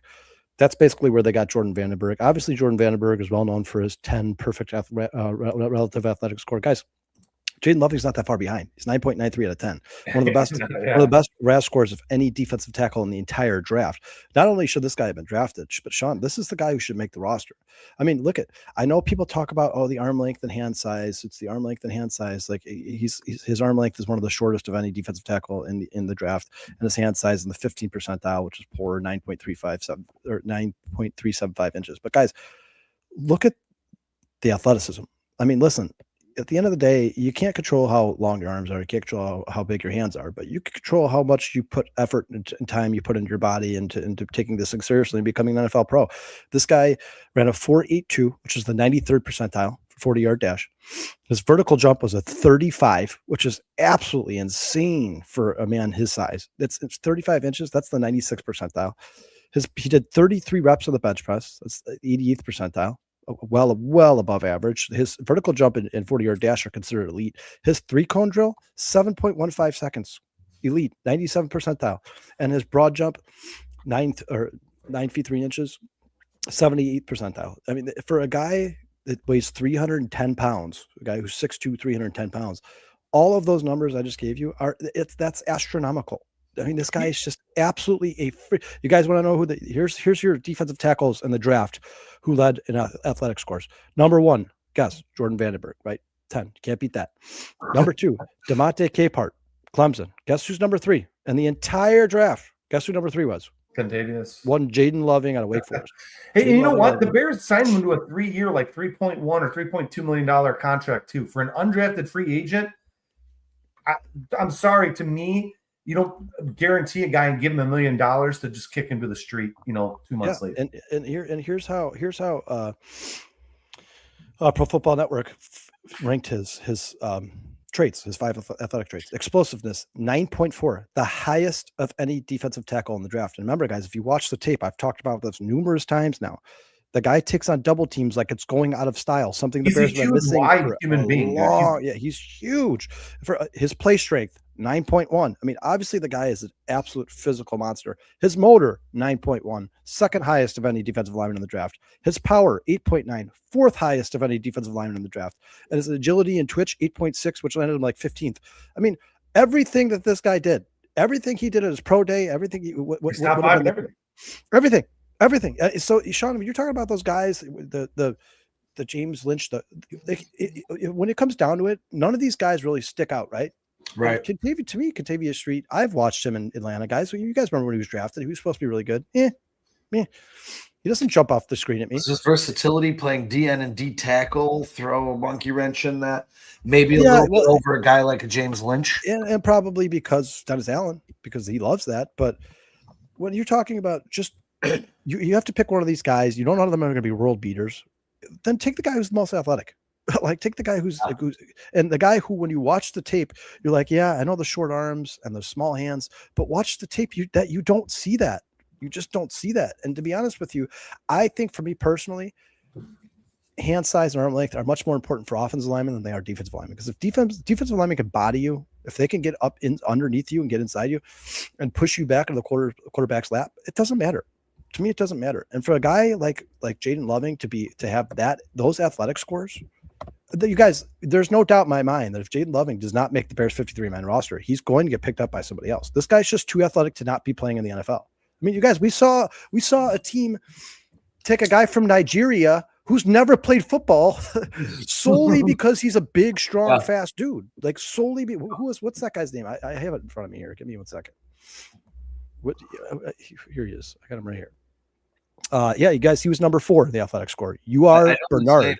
Yeah. You are Bernard out of Nigeria. Then you got Kelvin Gilliam, Caleb Banks, Renee Conga, Jonas King, Aaron Hall, and Grant Finley. But for Jordan Vandenberg and Jayden Loving to be 2 of the top 3 in athletic scores, obviously you guys can see what the Bears are trying to do here. Where the Bears were at the draft, they didn't address the defensive line early, so they did it later rounds. What they did is like, hey, well, you know what we'll do? We'll take the guys with the most potential, the guys who are the best athletes, and then hopefully our coaching staff, who happens to be one of the best coaching staffs in the NFL, can coach these guys into being NFL pros. Well, you're never going to know if you don't give them a chance. We know what Kentavious Street is. We know it. He's been in the NFL for 6 years now, 7 years. We know it. We know what he is. James Lynch. We know what he is. We've seen it. No. You don't know the ceiling of a guy like Jayden Loving or Jordan Vandenberg. And I've heard a lot of Bears fans talking lately, guys, about Jordan Vandenberg not making this roster. Guys, when's the last time a Bears draft pick didn't make the roster? They also, by the way, gave him like $3 million too, didn't they? Or no, that was the Vanilla Gorilla. Oh, I think it was $375,000. I think that was the record for, but it might be per year, Jason. So you might be right. It might be in the millions. I don't know, but I know that they both have records. It's the most for offensive lineman ever, undrafted offensive lineman free agent ever in Bears history, and the most for undrafted defensive lineman ever in Bears history. So obviously the Bears liked them. The Bears liked them a lot. But to me personally, guys, 4-year, $4.6 million. For which? For Loving? Vandenberg. How much was it? 4 years, $4.6 million. Well, yeah, for the draft picks, that's just based off where you were drafted, right? Yeah. That's just like which round you were drafted in. But but then I think it was the Vanilla Gorilla. That's who got it. Yeah, what I don't remember exactly what the money is. Either way, you liked these guys enough to give them record undrafted free agent contracts by the Chicago Bears. You don't know their ceiling. You might as well keep them here and see what they're worth. See what they got. Sean, Sean, you've heard me say, I like James Lynch. I like him because he's a high motor guy, and everybody talks about how he's a great locker room guy. That's the type of people you want on your team. But I'm telling you, man, after watching that Jayden Loving tape, which I'm telling you, I think I've watched more Jayden Loving tape than any Bears fan I've ever met my entire life. The guy impresses the shit out of me. I think he's just a natural born football player. We got a New Jersey for Kyle. He's a badass dude. He's a badass dude. Oh, well, and to that point, I am the guy, guys, who a million times says when Bears fans are like, who was that white receiver that Bears fans wanted for years on the practice squad? The Gentry? Gentry, yeah. I'm like, guys, are you kidding me? You guys, I'm the guy who's the most harsh on the practice. Like, guys, if you're pulling guys off your practice squad and you think they're gonna like save the day, you're in a bad spot. Your team sucks. But I think there's Jayden Loving is something different. I think he's got something different. I think he's a natural born football player, and I think he should be on this roster. If not, at least the practice squad. But I don't think he'll be on the practice squad long before somebody else picks him up. Yeah, well, they gave some of these guys contracts after these mini camps, so it wasn't like they just brought him in and automatically gave him a contract. They brought him in, saw what they were doing, and were like, "Yeah, this is a guy we want on our team here. Let's get him some money. Somebody else is going to take him." The contract for veterans sometimes doesn't really tell you a lot because there could be a lot of agent movement in there. But these undrafted rookies that are coming in and getting these contracts, it's not the agent pushing the money. The team's just going to say, screw you. I don't really care. Some of these guys might not even have agents. But when you see serious $1 million contracts, $1 million per year contracts in multiple years, that means that the team sees something in this guy, in this player. And it's not something to just be like, everybody does it. Because they don't. And I can't remember the last time the Bears signed 2 undrafted free agents for like $3 million. It's insane. Insane. Well, go ahead. I'm excited about the prospects. To me, this is going to be one of the most interesting training camp and preseasons I've watched for the Chicago Bears in a very long time, because you guys, we know who the studs are. We know the core. We know who's going to be there no matter what. It's the guys who make up the rest of the roster. The roster bubble guys, I have no idea. I have absolutely no idea. It's going to be fun to see the puzzle. Yeah, and you hope when you're watching this, the Shamar Turners separate themselves from, like, you hope that these guys stand out, because that's best case scenario for the Chicago. There's one guy in training camp that you're like, oh my God, that guy's going to be an absolute badass. We saw it with you guys. We saw the traits of Austin Booker in the preseason. Yeah, you saw Austin Booker dominate the preseason. You're like, well, it can't. Listen, be one thing if he was just good, but he's dominating. Like, this guy has to have something inside of it. He's got to be a good football player. And sure enough, the last 6 weeks of last season, Austin Booker looks like he's going to be an absolute stud. Well, as this question just came in, do you guys think any linebackers will have more than 7 sacks this year? We do have a linebacker competition and special teams competition coming out of that linebacker, as the Bears obviously have a rebuilt room, and it looks like DeMarco Jackson and Bush are going to be your guys, your starters on this team. But now you also have a mix of Ruben Hippolyte, Jack Sanborn, Tony Fields. Hippolyte, obviously, I think we all needs to show some significant improvement here in his second year as the Chicago Bears. Disappointing season last year. Sanborn has experience both as a starter, special. Don't forget TJ Edwards. It brings a lot of value.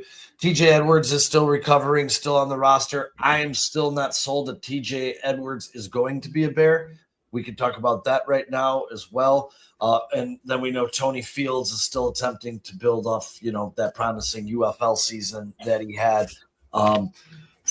Tony Fields is an interesting cat in this entire situation.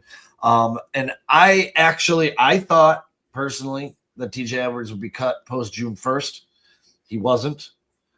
He is still here, which I guess the Bears may be interested in keeping him. But when it comes to 7 sacks from a linebacker, Devin Bush has never had more than like 2 sacks in a year. Yeah, I think you might get 7 sacks total out of the line. Yeah.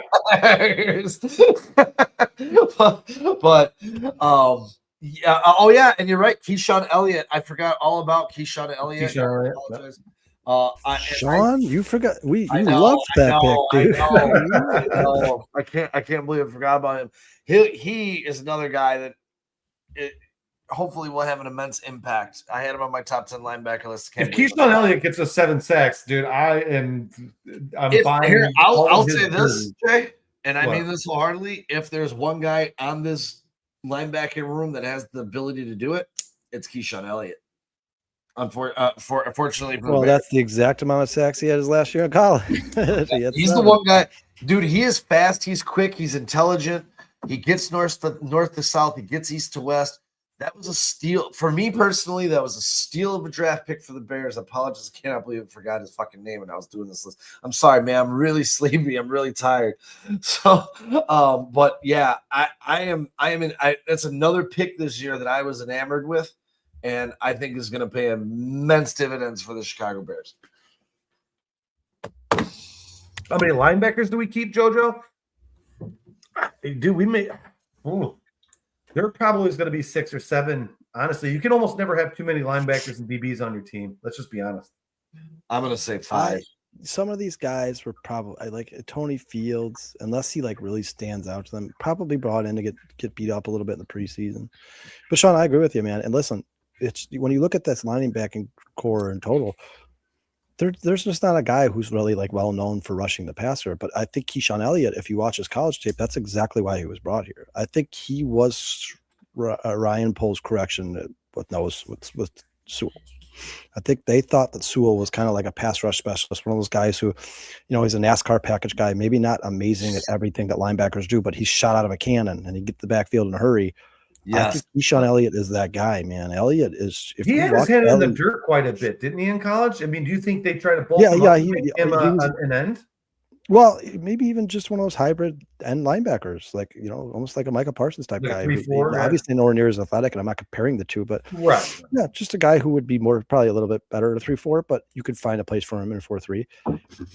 I think any linebacker on the Bears is going to have 6 or 7 sacks? Probably not. No, but I agree with Sean.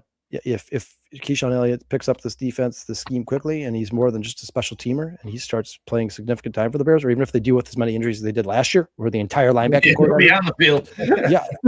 I think Keyshawn Elliott would be your best bet. I think that's his specialty. He's just a guy where they're like, hey man, see ball, go get ball, and he's really good at getting back. Dude, watch the tape, guys. If anybody in this chat hasn't had a chance to watch the tape of Keyshawn Elliott, when that guy sees the running back, when he sees the ball in the backfield and you give him a lane, he is shot out of a cannon, man. He gets back there so fast. He is so fast. And realistically, guys, he was ranked a top 10 linebacker in the draft. It's not like this guy is just because he was a 5th, 6th round pick, whatever, is just like garbage.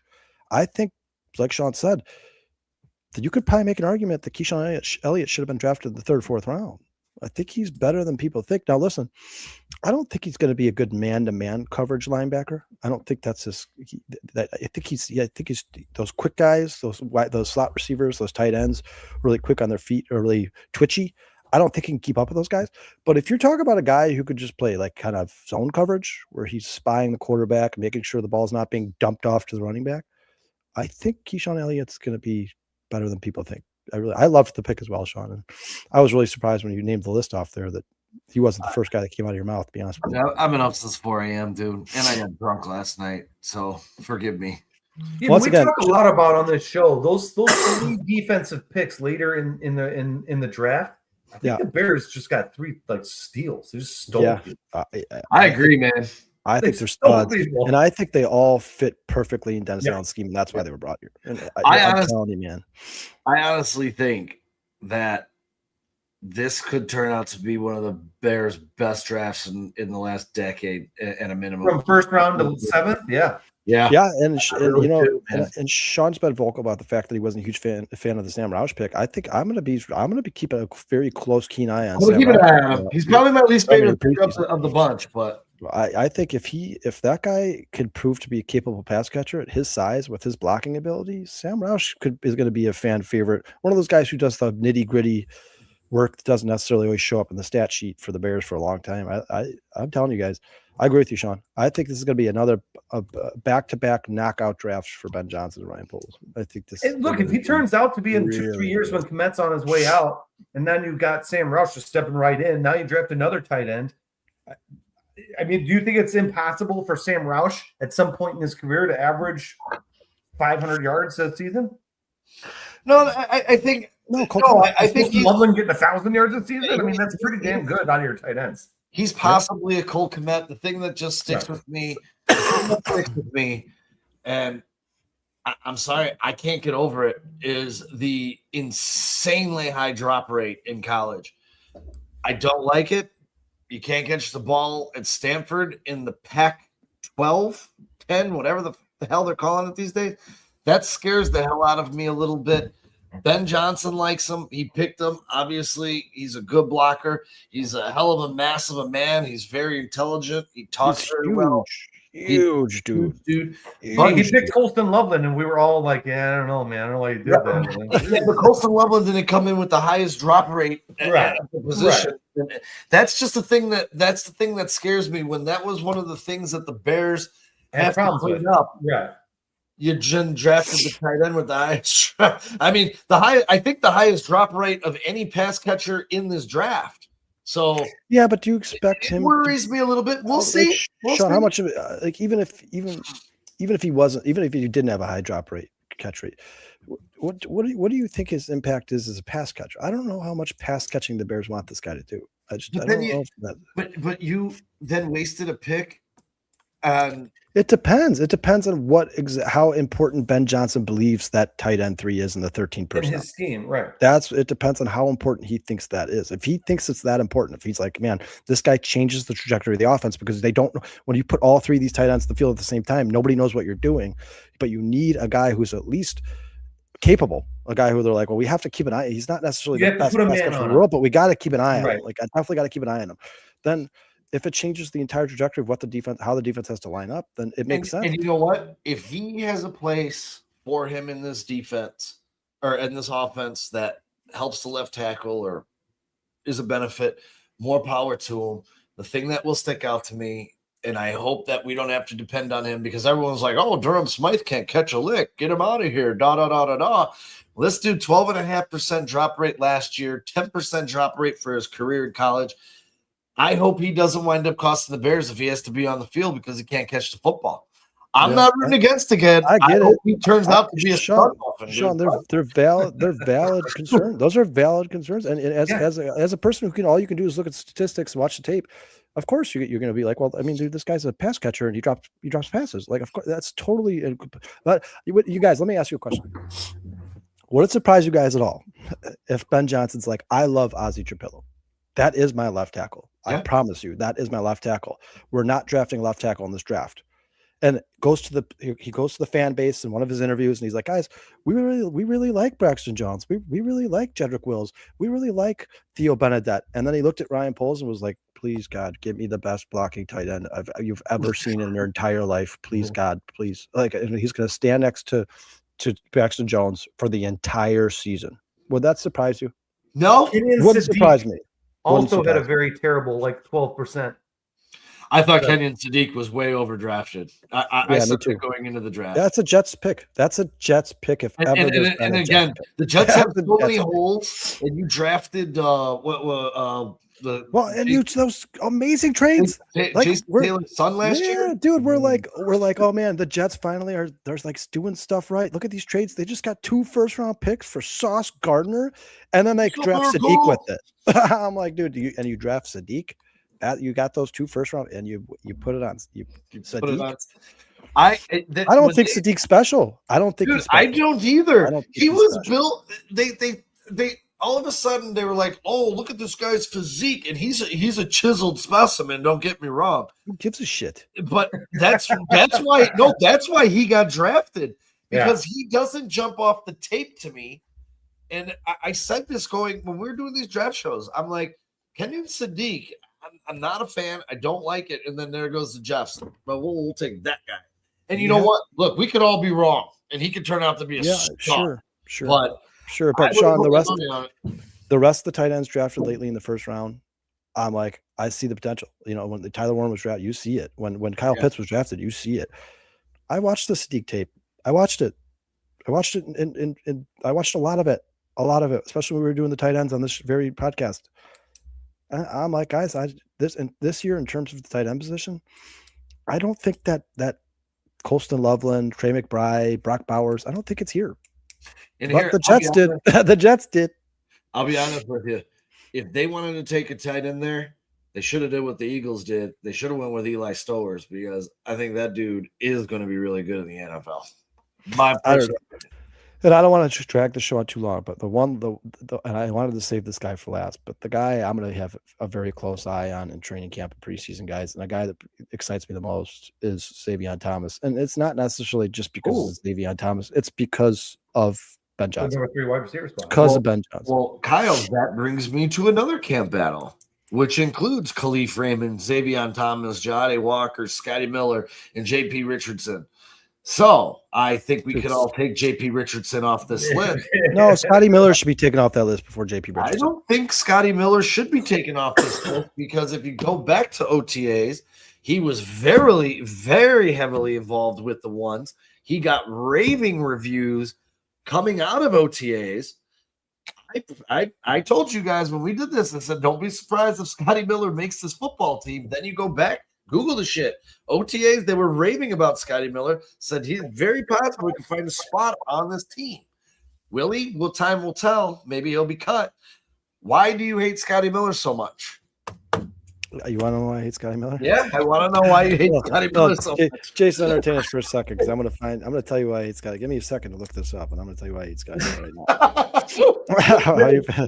First of all, he's from Barrington.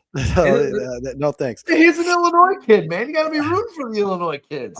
Short, slow, white guy. That's why I don't like him. Slow, though. All right, here it is. I got a chance to look it up. Here's why I hate Scotty Miller. This guy was drafted in 2019 to one of the best offenses in NFL history in Tom Brady and the Buccaneers. Okay.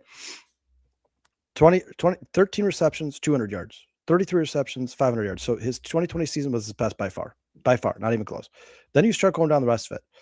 2021, 5 receptions, 38 yards. 2022, 23 receptions, 185 yards. 2023, 11 receptions, 161 yards. And then last year, guys, 2025 with the Pittsburgh Steelers, who don't have a good receiver outside of DK Metcalf. You couldn't find one on the roster if you put a gun to their head. And this guy who has absolutely no competition in Pittsburgh, none, 0. 13 games played, 9 receptions, 62 yards. Like, dude, he's not good. You know what he is? He's a slow white man. That's what he is. That's slow. He's a 4.340. He's not when he's 31 years old. He's not a 4.3 40 anymore. Well, you know what? If he's cut off this team, that's fine. I'm not banking my season. Honestly, I think he's only like 29. But you guys, honestly, you guys really look at Scotty Miller and get like excited. You're like, man, I think this guy has potential. He's not Adam Thielen. He's not. I think I think this is our secret weapon. Sean, you're telling me you'd like Scotty. You're telling me you'd like to see Scotty Miller take playing time over Jayden Walker? Not a chance in hell, man. No, but I think if the Bears are keeping 1, 2, 3, 4, 5, the Bears are keeping 6 wideouts. I've had this conversation. A Ben Johnson team might actually keep 6 wideouts, though. You know. What'd you say? You guys, a Ben Johnson's offense might actually keep 6 wideouts, though. They could. You guys, I've already had this discussion. We had this discussion about a month ago, and I don't blame you for not remembering it. But if you're talking about, I just said it. It was the same conversation I had with Jayden Loving. If you're talking about the guys who had like the roster bubble, why not keep Amari Kelly out of Michigan State? You obviously liked him enough to bring him here as an undrafted free agent. You don't know his potential. You don't know his ceiling. You know Scotty Miller's ceiling. We all know Scotty Miller's ceiling. We all know it. Everybody knows it. Why not keep a guy? I'm gonna watch Kyle's head pop off if he makes this. Dude, if he makes this roster over Jayden Walker, Amari Kelly, dude, guys, I actually liked what I saw JP Richardson. I know people are gonna laugh at me or whatever. Like, you talk about slow white guys, but to me, JP Richardson, to me, he looks more like that Wes Welker type than Scotty Miller. I think he fits that Wes Welker mold more than Scotty Miller. I think JP Richardson, what he did in the preseason last year, earns him the right to be on this practice squad. Scotty Miller, to me, guys, is a guy you sign in the middle of the season if you have 16 injuries. That's what Scotty Miller is. That's what he is to me personally. I don't want to see him take time away from Jayden Walker. I don't want to see him take time away from Khalif Raymond. I don't want to see him take time away from Xavier Thomas, Rome Odunze, Luther Burden. I don't think at any point this season should Scotty Miller be getting reps over any of the names that I just mentioned. And like I said, if you're talking about untapped potential, like, you guys, you've seen it 1,000 times where undrafted free agents like Austin Eckler become absolute studs in the NFL, and people just didn't see him. They didn't see enough of them in college. Maybe Amari Kelly is that Austin. At least there's the mystery. You don't know. You know what I do know? I know Scotty Miller's not Austin Eckler. I know that shit. I can promise you that shit. I know that for a fact. I'm sorry. To me personally, there was Bears fans on Twitter and social media who were excited about it when it happened. I wasn't. When they made the look, I wasn't doing jumping jacks. I know. Listen, I know, Sean. I know you're not like making an avid argument for Scotty Miller to be like heavily involved in the Bears offense, but why not take the youth and the speed over the guy who's 29 years old and has proven that he doesn't really make a difference in the NFL? Like I said, he couldn't crack the Steelers lineup. You guys know who had the least. You guys know who had the least amount of receiving guards last year in the NFL out of receivers? It was the Steelers, but that'd be the one Pittsburgh Steelers, and Scotty Miller couldn't. Yeah, but I got a question. When it comes to the Steelers, dude, Roman Wilson didn't take off, and everyone had him as a breakout candidate. DK Metcalf wasn't that good. Maybe it's just old ass shitty Aaron Rodgers' arm now. That's definitely part of it. Get the job done. Sean, that's definitely part of it. But you're telling me if one of those guys was so good, dick over here. But you're telling me if one of those guys was so good they were wide open constantly that Aaron Rodgers wouldn't hit him. No, maybe they just didn't get open. Maybe he's like, you guys, none of He these can guys still are be an open. receiver. Yeah. Yeah, like he hit the tight ends every time they were open. Well, I got one final one, which is going to be really And then fun. I'll go after my guy, Sean, if you. Well, this is derived directly for you, Jason, because it is the final running back spot. And we all know that Monangai and DeAndre Swift are 1-2 punch, but we've on this show over the past couple of weeks been scratching our head a little bit. Who is the third guy or fourth running back that this team keeps? Roshan Johnson, my boy Rojo. And then we got Britton Brown, Kyle's favorite, Slavin Ahmed. And then we got the undrafted free agent. Kyle's favorite. Get the Then we have Colman Bennett, buddies with Rome Odunze. The remaining options, special team performance in this group, I think, is going to be an important factor of who makes this 100%. team. And I know Jason's going to go off here on one guy, and I want to say I believe, and I talked about this a couple of weeks ago, I think he has a legitimate shot to make this team because I thought he had a lot of sizzle on tape when I watched his tape. So I'm going to let Jason take this away. And who you got, and tell us why. Real quick, Jason, before you go, I just think this is an amazing chat because it's a no on Rojo for JoJo. Give me my boy Roshan Johnson. Hey, by the way, third highest red zone success rate over the past 4 years in the NFL. He's perfect. Because he's had like 6 tries in 17 6 for years. 6 is 6 for 6 is better than 0 for 6, right? He's not Ramondre Stevenson. Take it easy. He doesn't fumble like him. Look, the big problem with him is that he can't stay on the field. Yeah, 100%. That's his problem, and he's had plenty of opportunity. And for some reason, I happen to think it's blocking. I don't think he's got it up here all the way. That's why I think after this year, he's absolutely gone. He's also a guy that this staff didn't draft. I will tell you this. My guy, of course, I've said it multiple times, is Colman Bennett. Now, Colman Bennett has got pretty good stock. He's a little bit larger than our other 2 running backs here. He's about 6 foot tall, and I think he came into camp at around 200 pounds, maybe 210, somewhere in there. Typical running back, size and height.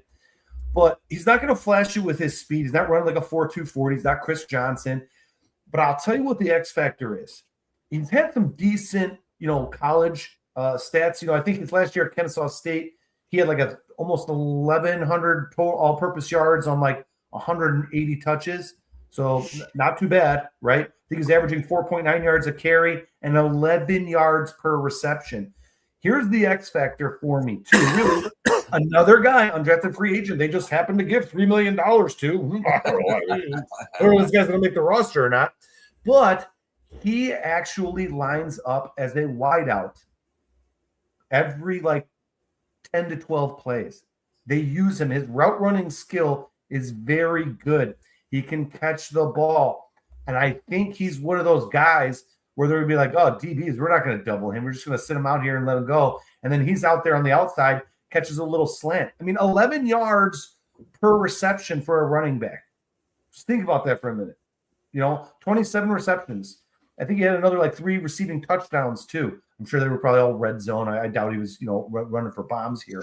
But look, I'm telling you, as a weapon, he has literally a scouting report says he's got literally. I have it pulled up here. I'll say it verbatim. Where was I'm with you, Paul. I'm with you, Paul. Scouts highlight his elite lateral agility, impressive contact balance, and receiving ability as his primary traits. Add that to just literally the $3 million they just gave him. I guarantee he's making the roster.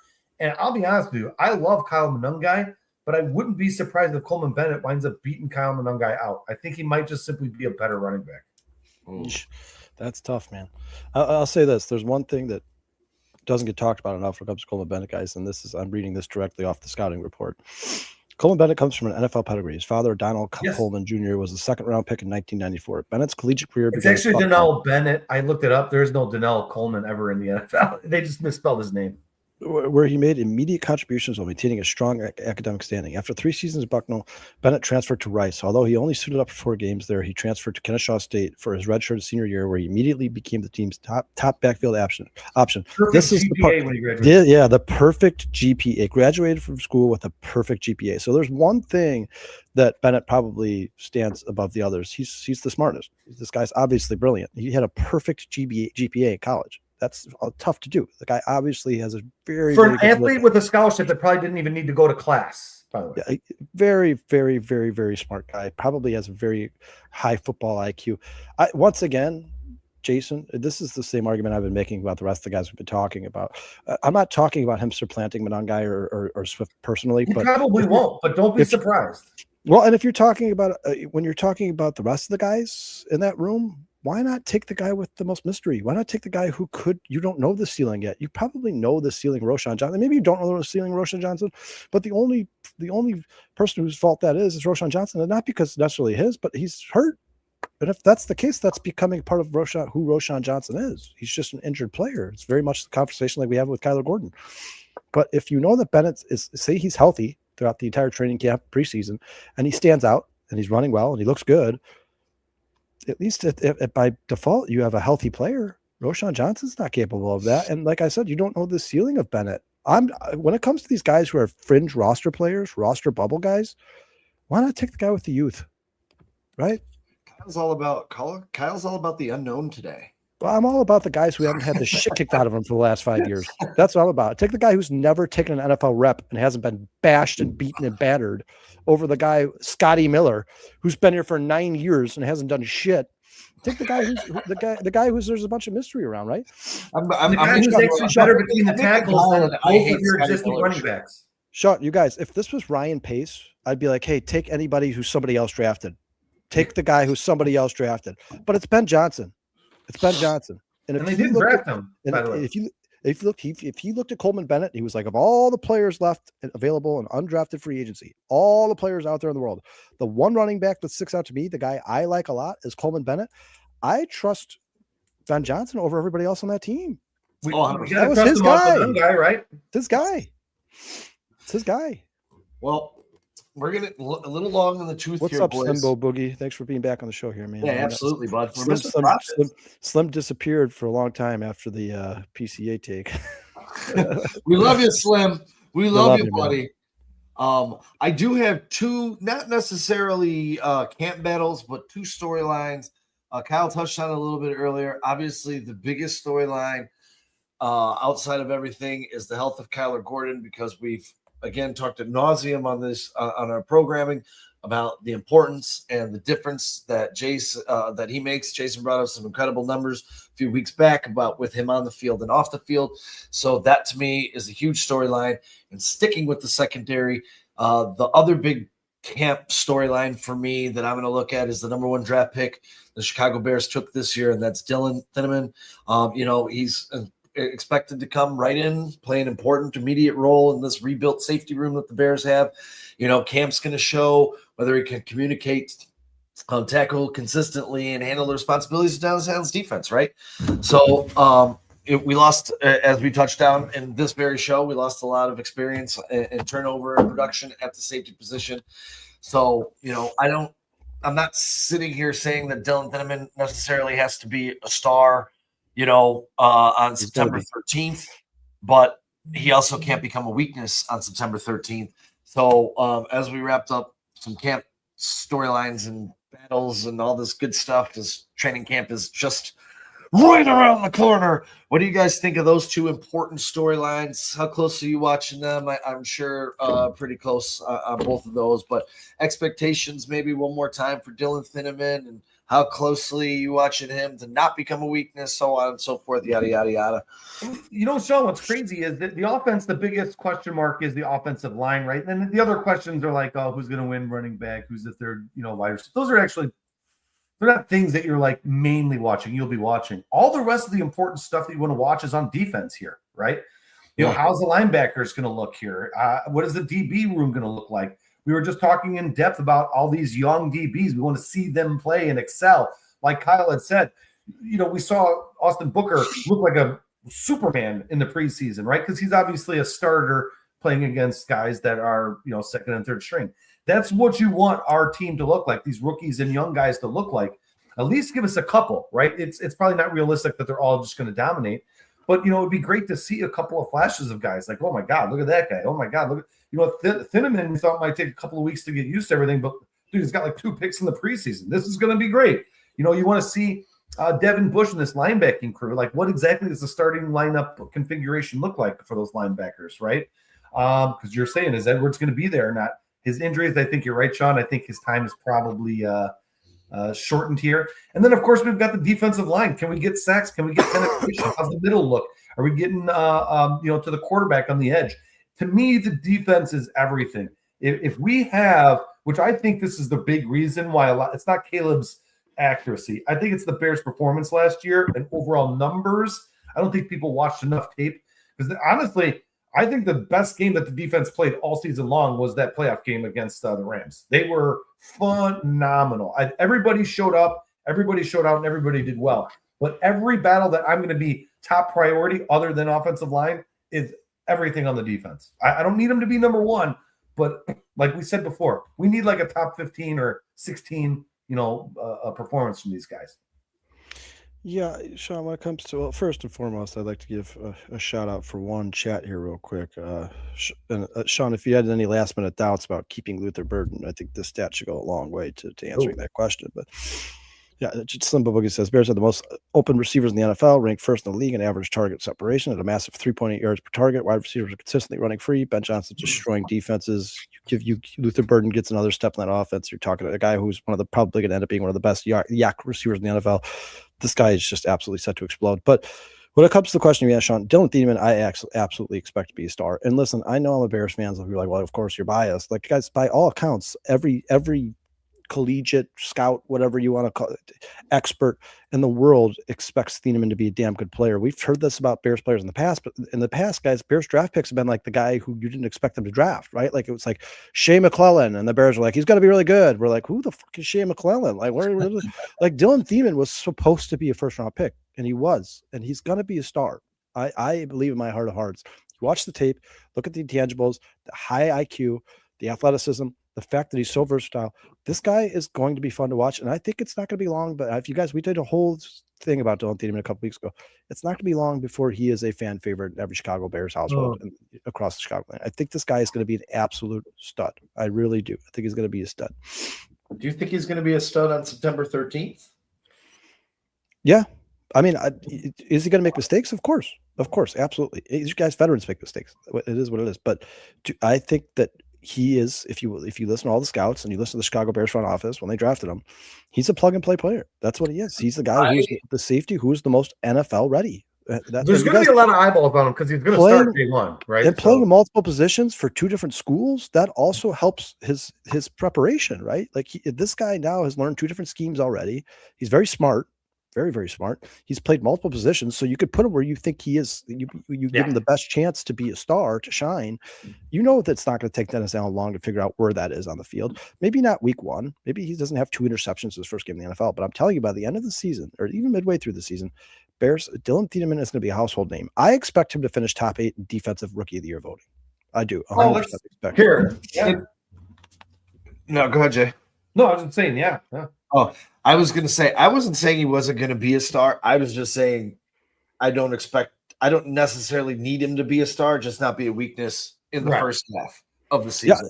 I think he's going to take off. I personally think, because I've watched so many great secondary players who can't be great in year 1, and it takes them a little while. Now, you've seen like a couple of years ago when what's his name? The 2 guys in Philadelphia, Quinion Mitchell and the kid my daughter has a crush on. What's his name? The white kid. Zach Vaughn? No, the Cooper DeJean. Cooper DeJean. You saw those guys, even as good as they are. You saw the first half of their season be a little sketchy. The second half of their season, we were like, "Holy shit!" Yeah, but wasn't Cooper DeJean really young? Cooper DeJean is really young. So is Mitchell is Dylan Thieneman he's like the same age as Cooper DeJean right now, isn't he? Oh, I know. Well, I think he played longer in college. Thieneman did. for me, everyone always gets caught up on this age thing. He is 23. 21. He's 21. 21. Don't beat him. Yeah, but you guys, with age comes wisdom, right? I was going to say, everyone comes with this age thing. For me, it's time on task. Experience is invaluable. And Sure, but a high football IQ goes football a long IQ, way. for sure. That goes a long way for a rookie. It goes a very long way for a rookie. Very, very long. The more poised these guys look. I hope you're right and I'm wrong on this one. You know what I mean? I believe that, and Sean, I don't think it's going to be week 1, but I believe that I've said this, and it's a hot take for sure. It's a hot take for sure, guys. I think Dylan Thieneman's going to go down as one of the best Bears safeties ever to play for the Chicago Bears. I think he's going to be here for a long time, and I think he's going to be. I hope so. I think he's going to be. I think he's kind of a new hybrid type safety that is new to the NFL, and these guys are going to start taking over. I think he just does everything. Go look at the PFF grades. It's insane. I was going to say, every great safety in my lifetime has not been able to stay on the field. So I know. Yeah, and I can't predict injuries. I can't predict that. But if you're talking about a relatively healthy Thieneman, a guy who deals with the same average injuries that every NFL player has, because nobody's healthy 100% of the career. It doesn't happen. That's a fact. Slim put in the chat here that it's going to be one of the best safety tandems in the NFL. I don't disagree. I agree. I think Kobe Bryant and Dylan Thieneman, if they're healthy, you're talking about something this year that finally NFL offenses have to plan around. Like, hey, you got to be careful of those two. You never know where they are. You never know what they're doing. You don't know their assignment. They can mismatch them. They can move them around. These guys come from anywhere. You got to be careful of those guys. And I think they're both whatever their strengths are, whatever they're asked to do by Dennis Allen and this coaching staff. I think they're going to do it very well. I think they're both going to do it. You guys, Dylan Thieneman, to me, in this draft, and I know obviously it's not like, it's some leap of faith here by saying this, but I think he's by far and away the best player that the Bears drafted. Obviously, he was a first-round pick, so it's relatively obvious. But I think he had like a top 15 value or something. I think he's a blue chip quality player. I think he's a blue chip talent player. I think he is. I think he should have been drafted in the top 15, and I think that's where most people had him going. Was a top 15 pick. You guys, we all thought for sure he was going to be picked by the Vikings. We thought for sure he's going to be picked by the Vikings. We all said that. And somehow he falls to the Bears at 25, and they couldn't click that button fast enough. Like Thieneman. Like, that's our guy. When it comes to the health of Kyler Gordon, when you talk about storyline, Sean, you said, I mentioned earlier, that one to me, guys, that's the one that I have is the darkest cloud looming over my head. It's starting to scare me. It's absolutely starting to scare me. Kyler Gordon's injury woes are becoming frightening because I agree. You guys, if it's 1 year, maybe even 2 years, you can consider those freak injuries that happens. But when you're talking about every single season that this guy has played, he's missed huge chunks of time for serious injuries, and a lot of them who are the same nagging injury, soft tissue stuff. That one is scary. It's all I believe his ACL or the first year in the first year he broke his hand. He played through it. I think that's why Malik Muhammad is here. Yeah, I think you're right. I think it's a backup plan. And you guys are just like breaking my heart. I'll show it today. Sean, you think it doesn't break my heart? Sean, there's nobody who wants every great football team every good sports team has a good Kyle or Kyler. I want that guy in the field more than anybody in the world, dude. You saw the difference. That stat Jason brought up a month ago. With him on the field, they're the fourth best against the run. With him on the field, they're the 25th best against the run. And Jason is there probably some coincidence in there? Sure. There may be the games he played, they just played shitty run teams. But either way, it's a long jump for it to be like that big of a deficit, then obviously he has a major impact on the run game. Like, it's not a question. And maybe it's realistically more like 7th to 20th instead of 4th to 27th. But the guy is the man, dude. He's the man, and he's absolutely into existence. Yeah, and I think he's in a circle with candles, and we're gonna put the jersey in the middle, and we're gonna speak his health into existence. That's what I'm saying. That's why it's the biggest storyline to me, guys. Shamar Turner, missing Shamar Turner, if he gets injured again, you're like, yeah, it sucks, but we never knew what he was anyway. So who gives a shit? We know that Kyler Gordon's a star. We know it. We know he's a difference maker. We know it. He's a star. Yeah. The guy's a star. He's different. He's a pro. Those who are new to the show, He's my favorite Bear. I know everyone loves Caleb Williams and all the flashy players, but I think he's a flashy player. I have a man crush on Kyler Gordon. It's not uncommon for dinosaurs like yourself to love defense. Hey man, I'm sorry. Let's face it. You guys have been watching defenses your entire life, right? Like I didn't get to see the 85 Bears. It's not surprising at all that a lot of the old timers love these corners and safeties and linebackers and defensive linemen. Not surprising at all. Like obviously Caleb Williams is my favorite player on the Bears because we've never had a quarterback. But I'm a bit. I'm as good at like I'm big with like running backs like Derrick Henry who will run you over to like Christian Okoye's. Yeah, what a surprise! Sean, who watched the 85 Bears win a Super Bowl, loves defense and running. Like, that's crazy.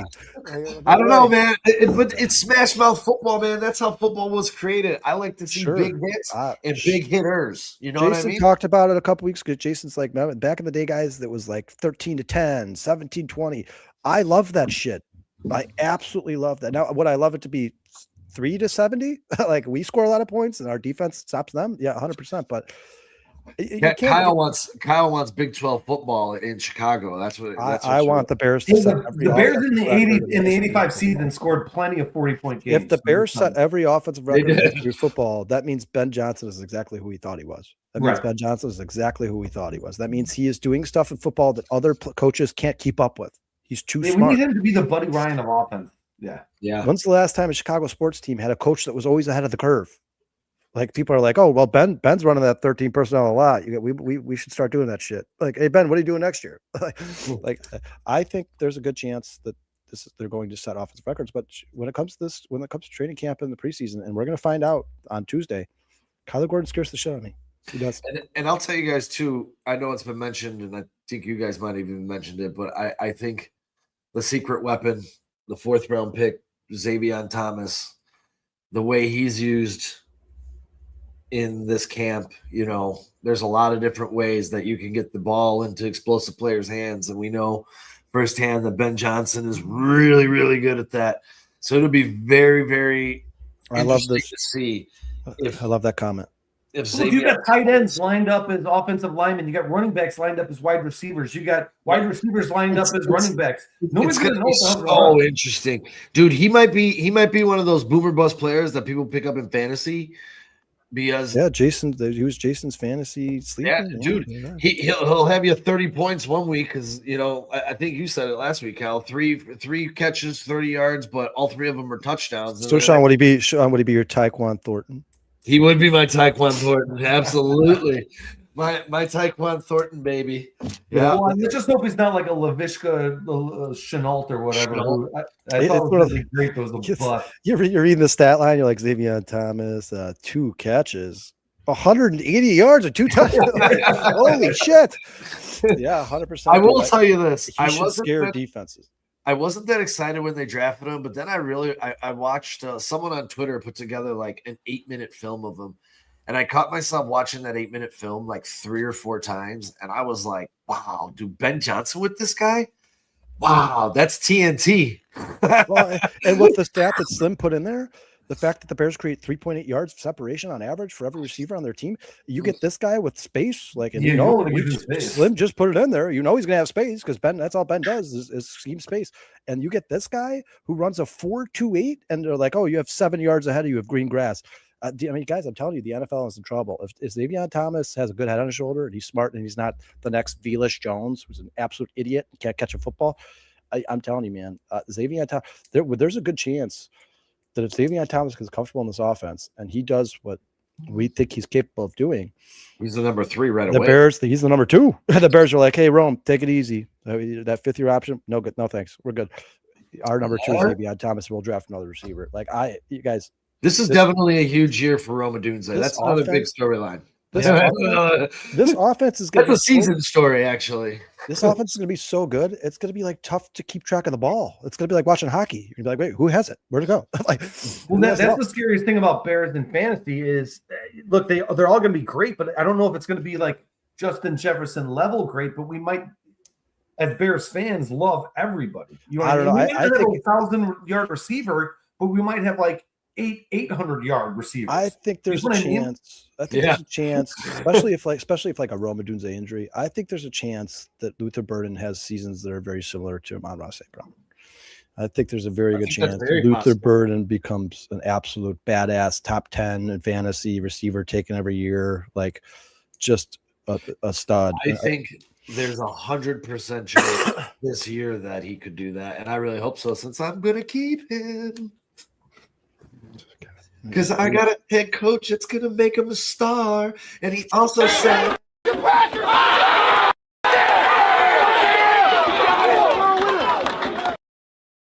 Yeah, and I love this comment here by True Pilgrim. True, I I'm a Bears fan. I root for all Bears. I love Rome Odunze. I hope he's absolutely amazing. But your number 9 pick in the draft, this is the year to tell us how amazing. He's got to get rid of that drop rate. If he does that, he'll be fine. Yeah, and the foot scares me. It scares me. Like, guys, it didn't scare me as much when it was just them talking about it. But when Allen Robinson came out and was like, I had that same exact injury and I retired the next season, like that was like the icing on the cake for me. I'm like, ooh. They just killed Rome sprinting on the treadmill, so it can't be that bad. Rome is crucial to this offense. Crucial, huge. He doesn't have to be their number 1 receiver, but he's got to be good. He's got to be damn good. He's got to be their possession guy. Yeah. He's got to be the guy who, when Caleb's in trouble, he looks towards Love or Rome. Yep, 100%. Like, hey, Luther, you hit the home runs, but the base hits got to be by Rome Odunze. They got to be by Rome Odunze, like 100%. And that's what I expect from him. I expect him to be that Michael Pittman type guy. Like, hey, listen, is he going to catch a screen pass and take it 60 yards for a touchdown? Nah, probably not most plays, but can he catch a screen pass for 7 yards, turn in a date, and stretch for a first down? I think he needs to be that guy. Outside of Colman Loving, he's got the biggest frame out of all the wide receivers. So I know Jayden Walker is tall, but he's kind of a skinny, more slim guy, right? Mm-hmm. Whereas Rome has got that height that makes him an end zone, threat. And let's be honest, guys. I know his last year wasn't great. He had the injury, a lot of drops. But before he had that foot injury, he was leading the league in touchdowns. I love Rome, man. And especially as a person. Like, if you listen to Rome talk, first of all, he's so articulate. He's so smart. He seems like a really good, wholesome dude. His parents were obviously raised him very well. His parents were very well spoken, very polite. I root for Rome more than almost anybody in this roster. I love Rome. But I just I am hard pressed to be convinced that he should have been the number 9 pick in the draft over Brock Bowers and Jared Verse. Well, that's a fact. That's a fact. We should have drafted Jared Verse, and we'd be the more separation you start to see between Brock Bowers and Rome Odunze and Jared Verse and Rome Odunze, the more you're like, Pulls. You're killing me. You're killing me, man. Kyle, we made up. He's gonna know what he was doing. He's like, I'm gonna pair my quarterback with a wide receiver. His best friend. It was at the time was like his best friend, right? They were spending a ton of time together. I think that was part of it. He made up for it by. Oh, that's staying with me forever. So everybody who passes upon me gotta pay. I feel like I had more Ben Johnson than Ryan Poles. It takes 2 to tango for sure, but I think Ben Johnson was more responsible for Luther Burden than Ryan Poles. Yeah. I mean, we should probably let these poor people get out of here, but this training camp, I cannot wait for these Twitter notifications to start popping up my phone. I cannot wait. Xavier Thomas catches 60-yard touchdown in practice. Dude, when I mow the lawn on Saturday, I'm gonna have my phone in my pocket so I can get the little dings and see what's going on. Jason's neighbors are gonna be like, dude, I think this guy's insane. He mows 6 feet and then he stops. Then he mows 4 feet and then he stops.